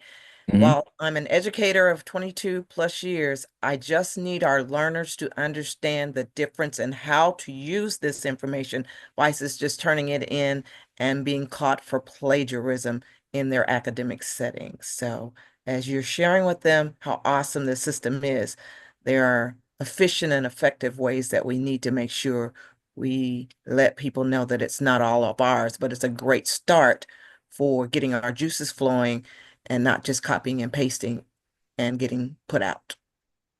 Okay, so in the realm of the notebook LM, you don't have to worry about that because it's not pulling any information from online. Notebook LM is using your information that you put in there that belongs to you. So it's only using your stuff. Now, if you put somebody else's stuff in there and is using that, then now you're dealing with that. But that's malicious. So if a person is doing that because that's what they're trying to do, there's really nothing anybody can do about that. They're going to just get caught on the back end because most people who are reviewing the work that student is turning in are probably using AI. So they know they'll see that. So for the student, the notebook LM is really for you to put notes that you've taken either digitally or by hand, pull those notes up in there so that you can organize your own notes and create your own study guides. In a sense of AI, just generative AI, when it comes to using it the right way. The reason why persona is so important is so that it's using you and your thought patterns to create information, right? So when we're saying, how do we not do plagiarism? Well, the same way you would not do plagiarism when you were just writing a paper, right? If you were writing a paper by hand and you stole people's information, which would be plagiarism, and you just put it out there, that's what you would be doing. If you do it here and you don't source material like you should, and you don't ask it to pull information, and then take the information and put your persona into it. Depends on what it is, obviously, because some things are general information and some things belong to other people. That's why it's sourcing. Google Gemini is always sourcing. So wherever that information is coming from, you can hit a tab and see where it came from. So depending on what kind of paper you're writing, what you're doing in school, when you're creating something, writing a book report or doing some paper that you're doing in college or your last few years of high school, where you're supposed to be creative in developing this yourself. If you're using some excerpts or using some information that has been sourced, then you're going to put that sourced information from Gemini, which is showing you that in the layout. So when you get a response, it's going to let you know where it came from. If it sourced it from somewhere, you're going to grab that source and put it in that paper if your teacher is allowing you to, because every situation is different. Absolutely. But using your persona is how you're making it you. So when I train on leadership, some of the information I'm training on is general leadership material because it has to be. But I'm still putting my spin from my experience and my learning process when it comes to leadership in there as well. So with some creation is some standalone information that is leadership type material. So depending on what the requirements are from that teacher in that class on what you can use and you can't use, you have to responsibly use it that way. So as a student, I would ask the teacher, hey, look, I'm using AI to help with this. If that teacher said you can't use AI at all, well, guess what? That's the end of that situation. If that teacher says, no, you can use AI to help you with this process, but you need to source where the information is coming from. And you also need to have your thoughts in this as well. That is where your persona is. That is why you start by saying, hey, I'm a 17-year-old student. I'm about to attend college for law. These are the things that I understand. This is my passion in being an attorney. This is the kind of attorney that I would like to be. And I think I want to be this kind of attorney because what are you doing? You're giving your bio to Gemini or chat, whichever one you're using. You're giving your bio. So now when the answers respond, it's responding as if, hey, I'm responding in the tone that represents your passion. I hope that helps. That's the best, you know what I mean? That's the best that you can do, because outside of that, what ends up happening is you can't really keep a person that's trying to do something wrong from doing something wrong with it, because they're going to do something wrong anyway, because that's kind of what they're doing. I think the key word I hope they heard you say is it's okay to use sources, cite when it's not your work, and B, if you're going to use the source, repurpose it so that it comes out like you're writing it. Just use it as a way to get your juices flowing, but don't just copy and paste and think it's okay. Absolutely. Absolutely. Absolutely. Absolutely. Okay. So I exported this information to Google Docs. And now that I've exported it to Google Docs, I'm going to actually pull that Google Doc into Notebook LM, and then I'm going to have it do a couple of things with that information real time so that you guys can see it. I just want to make sure this process is totally done before I share my screen and slow it down, because it's doing it, it's kind of still spinning out some last couple things here. And then the essence and time. No more questions, right, Dr. A? No more questions on this end yet.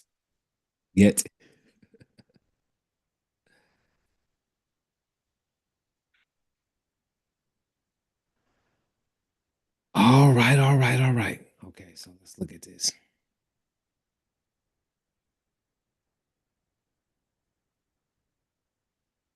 Yeah, this is a lot of information. Yeah, that's part of what was taking it so long too, is this report. This is a pretty big report, but it's good because it gives a lot of content that can go in. I think the only thing that you have to worry about with Notebook LM on the paid versus free version is how much content it allows you to pull over there that are on the pages, where it says 50 sources.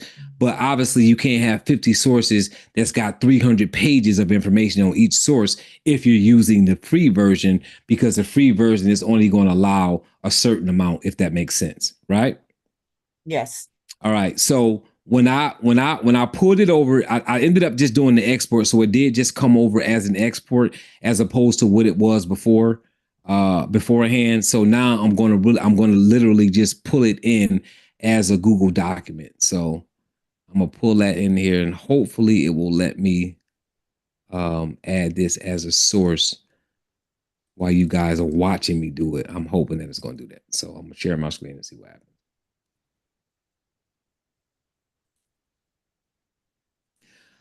Okay, so when I asked it to export, it exported that report, and you guys should see it here on the screen on Google Docs. It pulled it right into Google Docs this way. So this would be going back to the question that was answered originally, running it together. So we created the report in Gemini, right? And once we created it in Gemini, then we exported it to Google Docs, which is another Google product, right? So it's here now. Now let's go to the other Google product, which is going to be the notebook LM, and I can say let's go ahead and we're gonna do a new notebook for this. Create new, right? And then I'm going to choose a file, and let me see if I can just do it right from Google Docs from here.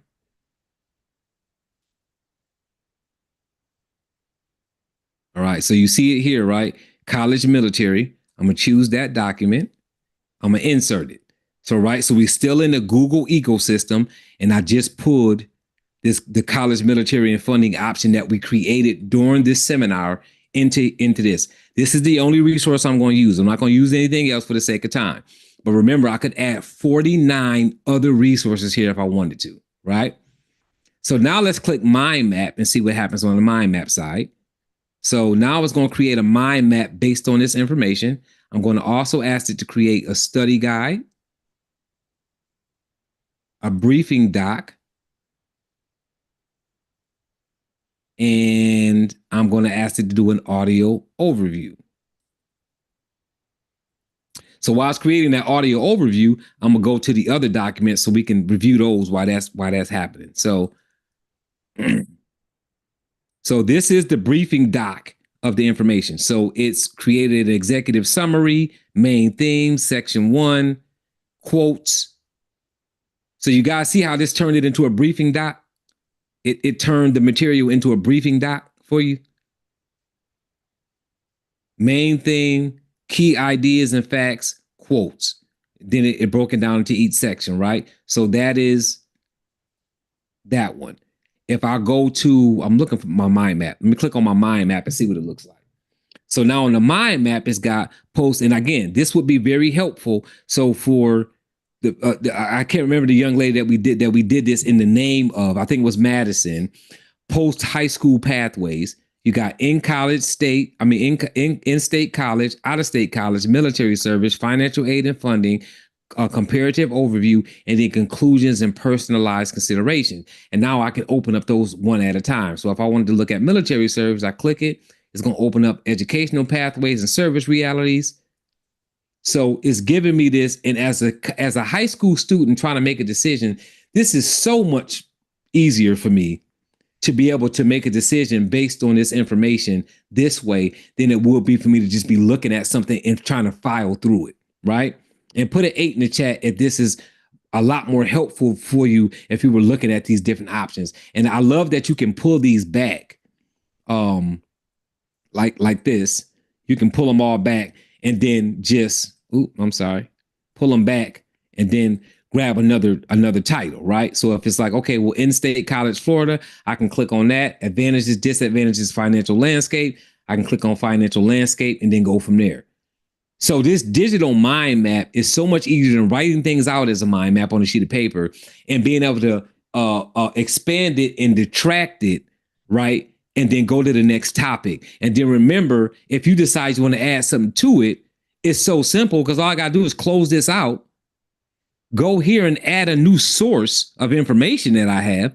And then when I go back and do mind map again, it's going to add that new information to the mind map.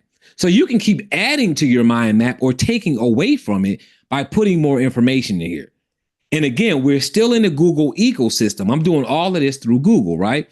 When this podcast is done, I'm going to show you that the podcast ish situation as well. So let's look at that was the mind map comprehensive review. I'm not sure which one of these we already. Okay, this is the comprehensive review quiz. What is a primary financial advantage? Name 2 state-specific financial aid programs. So it did it more of a quiz and answer key situation for you as well. So this could be, I'm a parent. I'm telling my kid, you got to do some of your own research.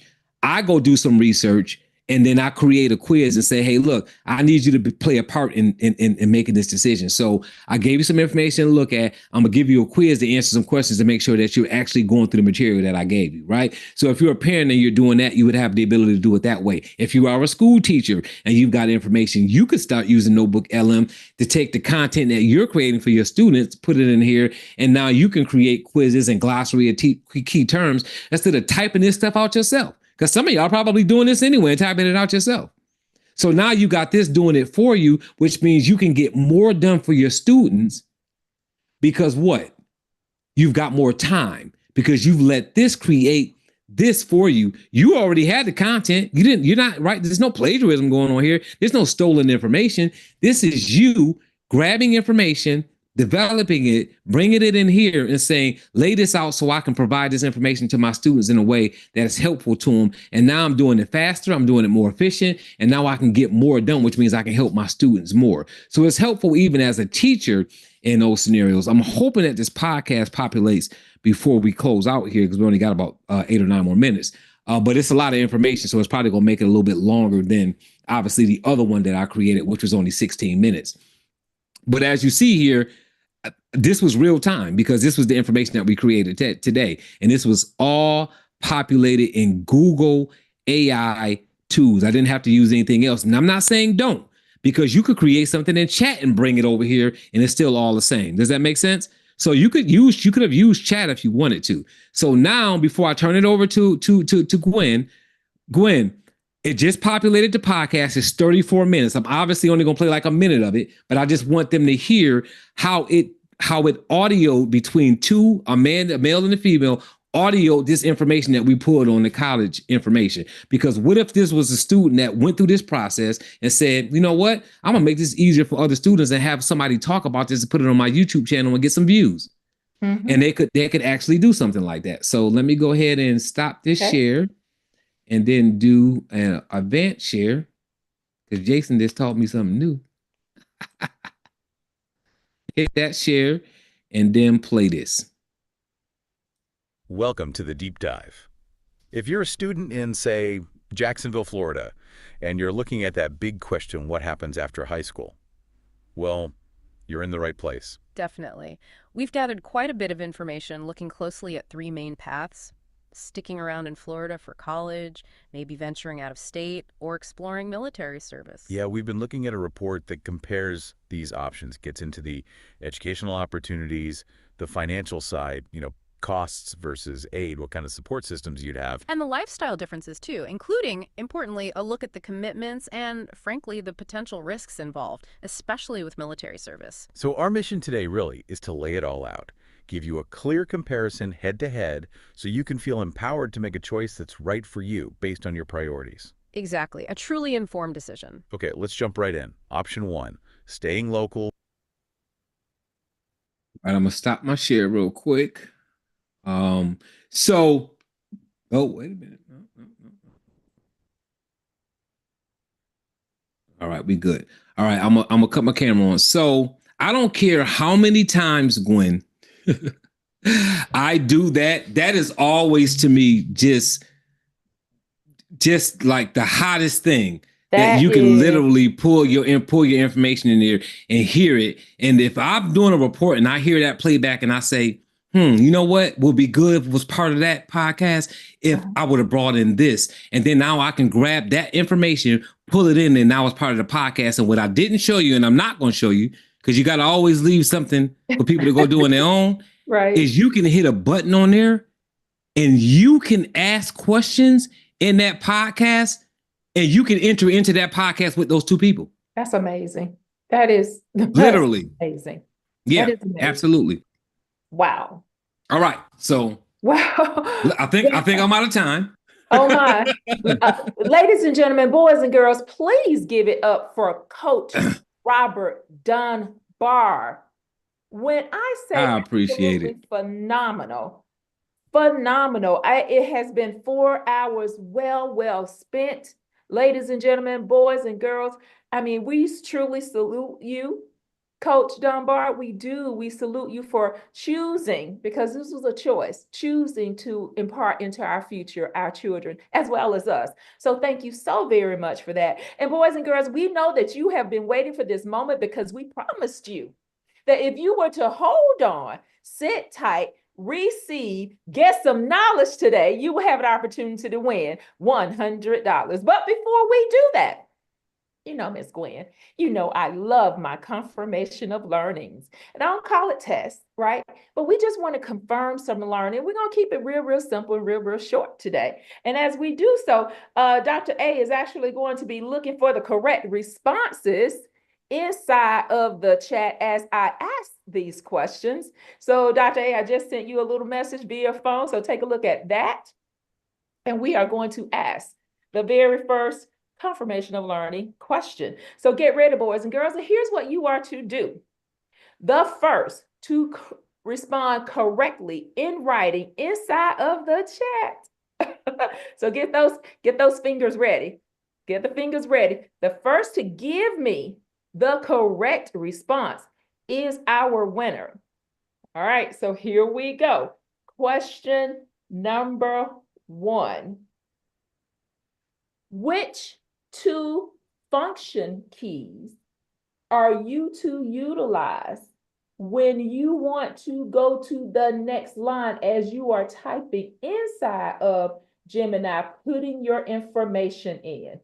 Oh, shucks, they rocking and rolling. You see, oh my goodness. I'm talking quick drama draws are in this house. Look at there, look at there. Oh, Dr. A.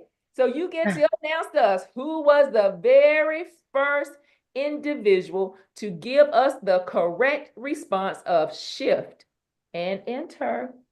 Okay, I have a quick question. Are the winners only going to be the youth, or can they be any?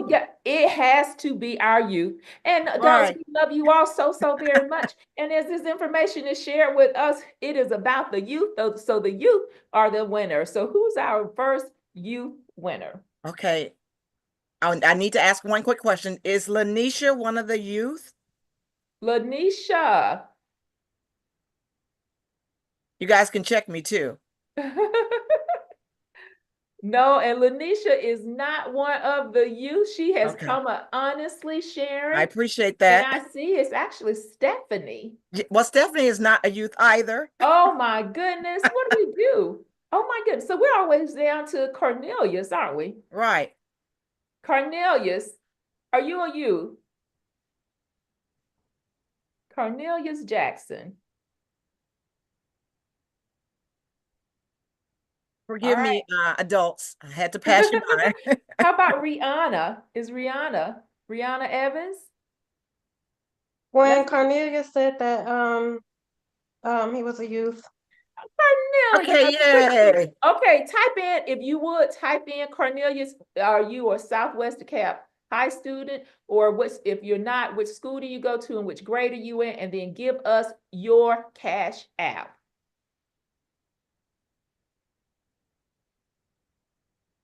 If you would please give us your Cash App inside of the chat. Do we see it populated there, Dr. A or Cree? I'm not seeing it yet. Congratulations, Cornelius, but I need to get your Cash App and the name of the school you've attended and your grade. You attend and your grade. Gwen, should he send that privately directly to you? He's already put it in there. He's already put it in there. High school senior. High school senior. Great. Southwest Congratulations, Cornelius. Great. Congratulations. So glad you won. So glad you won. You guys ready for the next question? I certainly am. I bet you they are now. Pay attention. Pay attention this today, because you all are winners. Winners. So question number 2. What does the @ sign stand for or is used for inside of Gemini? What is it used for? The at sign. What is it used for?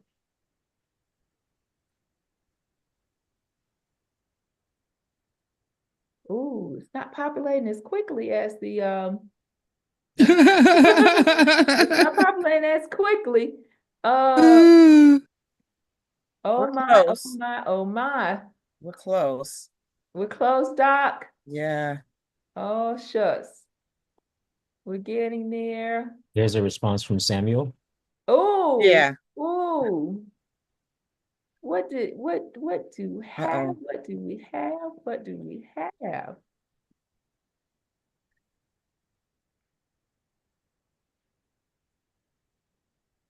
Samuel's response was Yes. to Thank you. refer to a Google app. Refers to a Google app. You know what? I think I love that. And what our coach talked about was that they were extensions, which is part of the personal Google workspace. So we will take that answer. Yes. It does refer to the Google app, correct, Coach? Absolutely. And it's actually called that. So when you're setting the settings up, it's called apps. So Cool. they are absolutely right. Mm-hmm. Oh, I love it. I love it. I love it. So, Samuel, which high school do you attend and which grade are you in? We want to know that first of all, because we have to do shout outs to the schools. And we're going to do a shout out to you. And once the response comes through, Jason or Cree or Dot, let me know. Southwest Dekalb High School senior. Thank Look you. at you. Great Good job. job. Great job. So we are in need. Cash app, please. Yes, yes, we do need that. And if you would send that over to right on over to Miss Cree, just go to if you would go to the two and go to Cree Sturgis and Samuel and Cree, let us know if you've gotten Samuel's Cash App so that he can get paid. Yes, get paid. All right, so the third confirmation of learning question is, here we go, boys and girls, here we go, ladies and gentlemen. Our coach today shared with us that there are he shared three types of ways to formulate information. Three types of ways to formulate information. Gotta get all three. What were those three types? Gotta get all three. Mm. Ah, they're What quiet. were What's going those on? three? Yeah, at 49, I forgot what I went over. We got you, coach. I gotta look at my notes. Yeah. No, I'm on. Come on now. Let's see what we're working with here. How You're we still doing? quiet. What's up? I believe we have an answer from Victor. And what was Victor's Victor? answer, Jason? Let me find it. I lost it. Thanks.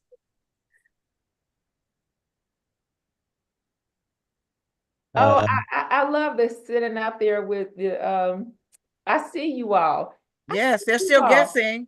Yeah, They're easy. And even though SE's answer is wrong, I can appreciate that answer. Visual, conceptual, and organized. I do. I like it. It is pretty cool. Not what we were looking for specifically, but it's but close. I like it too. Yes. Victor says persona, task, details. Within. Oh no. Well, I put the right answer out there because within what what Coach gave Oh, us, look, I see. Oh, I you put it out there because that's what happens in those. If you want to chime in, Coach, within there, they're providing that information in their slides, their bullets, and their charts. But in order to get there, what he was saying is how you get there. Okay, Right. so in that case, considering we didn't get anyone to get specifically to slides, bullets, and chart, and considering Coach Light, who was that, Coach? You said Sebastian? Yep. All right, then, Sebastian, you are the winner. Give it up for Sebastian. Sebastian, tell us, which school do you attend and which grade are you in?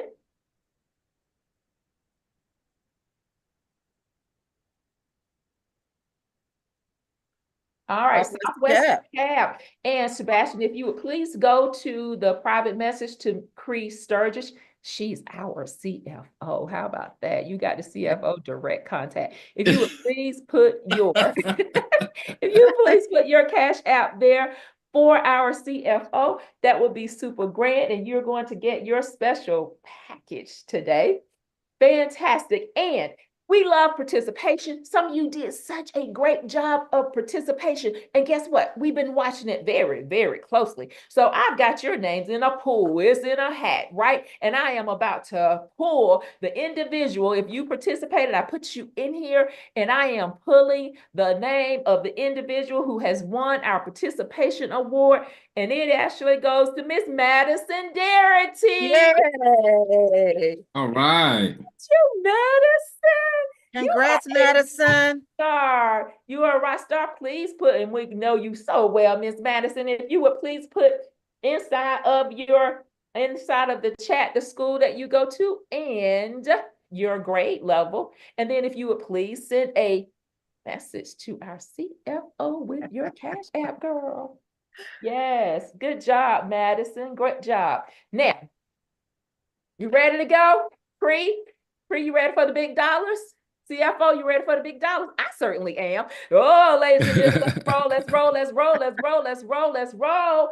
So you all have been participating. You stayed on the entire time and you have done a magnificent job. So give me a drum roll, please. Drum roll, drum roll, drum roll. And the winner of the $100, and who is now my best friend. Yours and mine.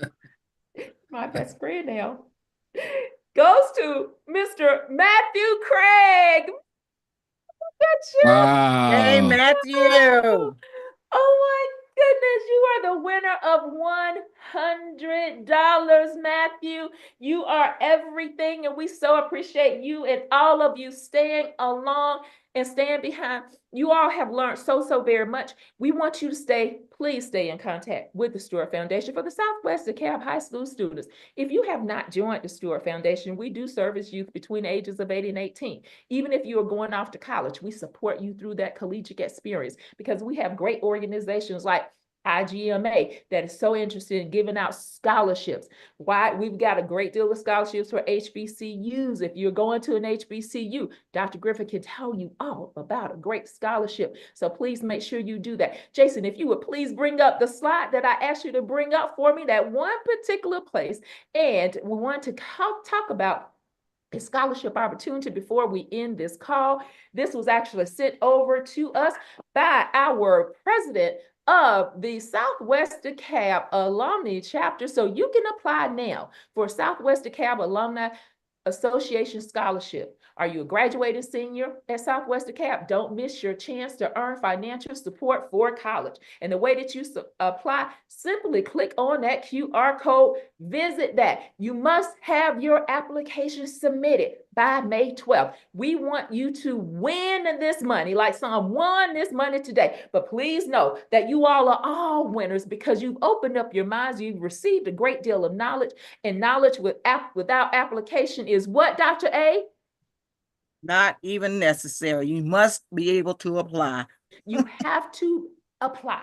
You've got to be in the game to win it. You've got to be on the court to shoot the shot. You've got to be on the field to catch the ball. You've got to be in it to win it. And you all were in it to win it today. So on behalf of the Stewart Foundation and IGMA and our incredible coach, Coach Dunbar, we salute all of you for taking charge of your future. Go and be great. Thank you all. Have a great rest of the day.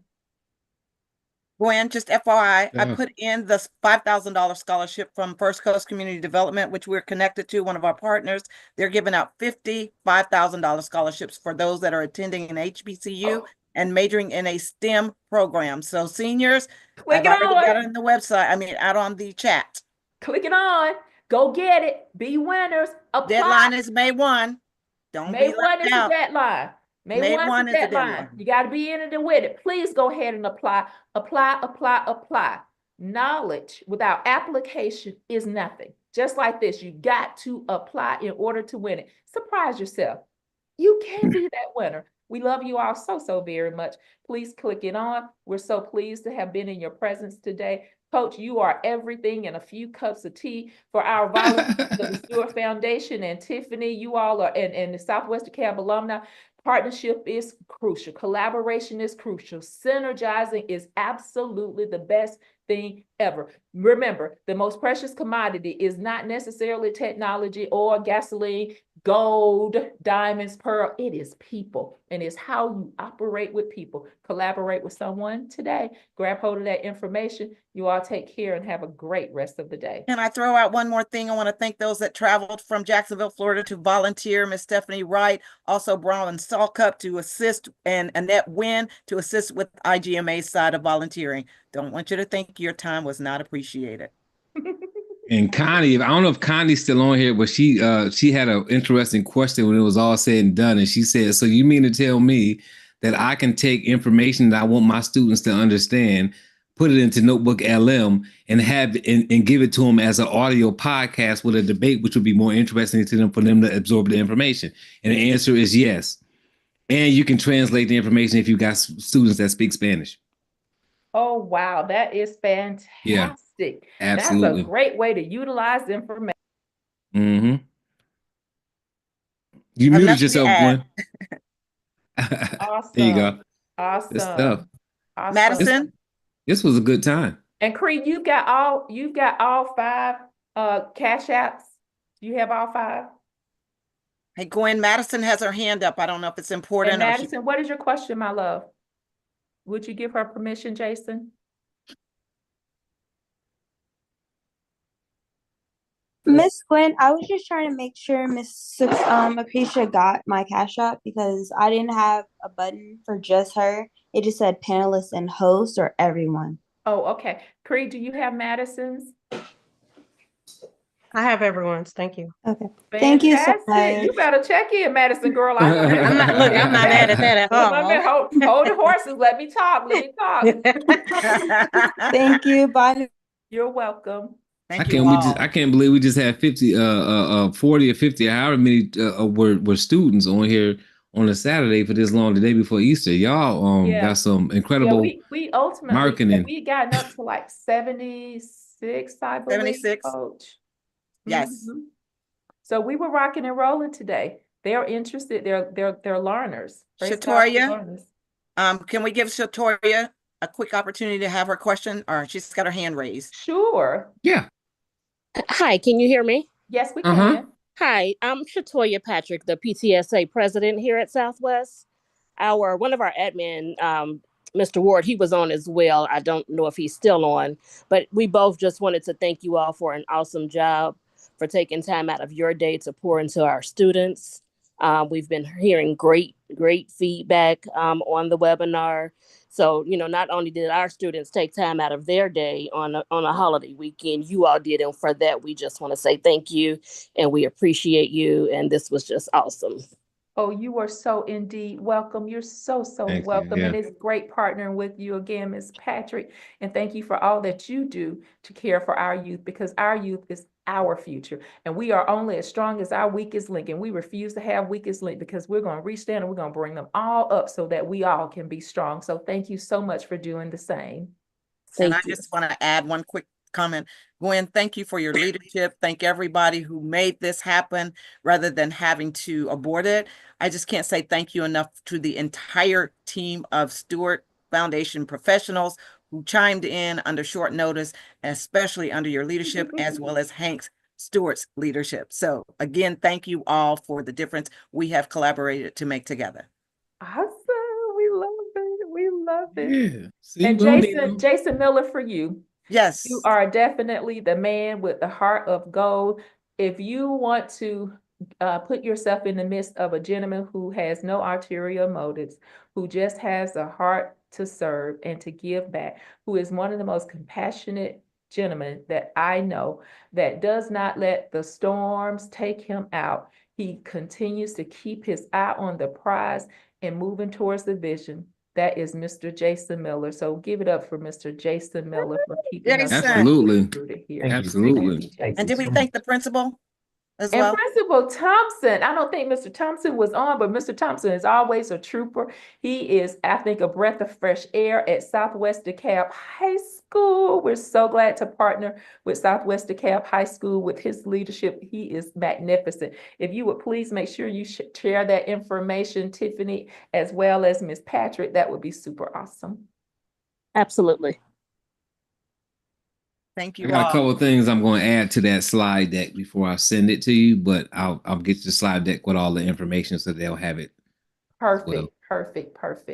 All right, and then Doc, Coach, you actually have all of the participants. You've got both the Southwest Dekalb as well as the general population. You should have all of those emails so that we will be getting out to all of our students the link so that they can go in and actually get the segmented recordings that you'll be Yes. breaking out into topics so that they can go in later and actually view according to the various topics. So we think Yeah. that's super awesome. So thank you so much for doing that for us. Oh, absolutely. And it's gonna be so so much more consumable because when you going through this like this, is like it's exhausting. 4 hours of just taking this in. But when you can go and click on Bite-size. one video for 37 minutes and Mhm. just that particular item, consume that, do something with it, go back and look at some more, that'll give them a chance to really learn in increments what they need. Yeah. Yeah. Mhm. It's Awesome. gonna be easy to break it up too because I was stopping in between, so it's gonna be an easy breakup. One quick question for you, Coach. Once they get this material, is there a timeline when they need to download it or just access it for future referencing? Is there a timeline on it? No, I only do that. I do that with my, what I mean, with paid classes. Gotcha. Yeah, no. They'll be able to log in whenever they want and get to it. Yeah, because it's gonna show up as just that class. I have it labeled as that class, and then they'll be able to go on. Anybody that y'all give access to it. Okay. And they'll be able to Jason, go on there. you indicated that the YouTube is available. Is it now? Or Yes, once we're as done? soon Okay. as we end the stream, the YouTube will persist on the Stewart Foundation YouTube page and will be available for playback. Good stuff. All I have is praise, high praise for all of you. Yeah. And thank you, Renee, for stepping in Jerome's place because you are always a trooper. Thank you so very much for doing it. And Andrea came in on tech support. She said she had about 6 phone calls, so she is on a high horse. Yeah, once I edit the full video too, Gwen, I'll give that to you all. Because Okay. if y'all want to, y'all can upload that to the YouTube channel and it'll take out all of the other stuff, which will shorten the video, and it'll just have material. Oh, Great cool. Versus idea. the whole, you know what I mean? Because all of this is going to be in the live stream on YouTube. And you may not want to do that, especially with them having the Cash App stuff up there and all that kind of stuff, because all Right. that's Didn't going to think show about there that. too. Yeah, Jason, so you when you caught pull it that? down. Yeah, and Jason, that's my guy. He'll actually take care of that part. Yeah. So copy him on that. And then for our pre-team that actually set up the laptops, distributed laptops at Southwest Dekalb, who distributed the food, Angela, who is distributing the books, for our parking lot guys who actually did that whole full program prior to us coming on virtually. Thank you all so very much for getting up early this morning and making all of that happen. And for our Southwest Dekalb High School students, we certainly hope you all enjoy those computers. It's just for you all. So great gifts from your community and community of love. And this information will also be made available on the IGMA Inc. website as well. So don't think you're being left out. IGMA Inc. will have access, and even if we did not capture how to get over to the Stewart Foundation, which is very simple. And I want to thank those who connected with the Stewart Foundation via the YouTube. That's good stuff. I got a pretty good setup going over there.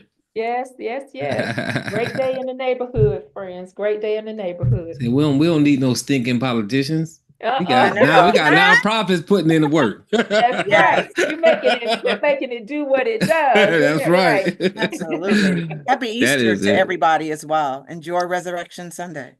Absolutely. All right. Well, let me get with this fiance of mine that's enjoy it. Hanging. She probably hanging by the door like it's past 2 o'clock. What you still doing in there, baby? So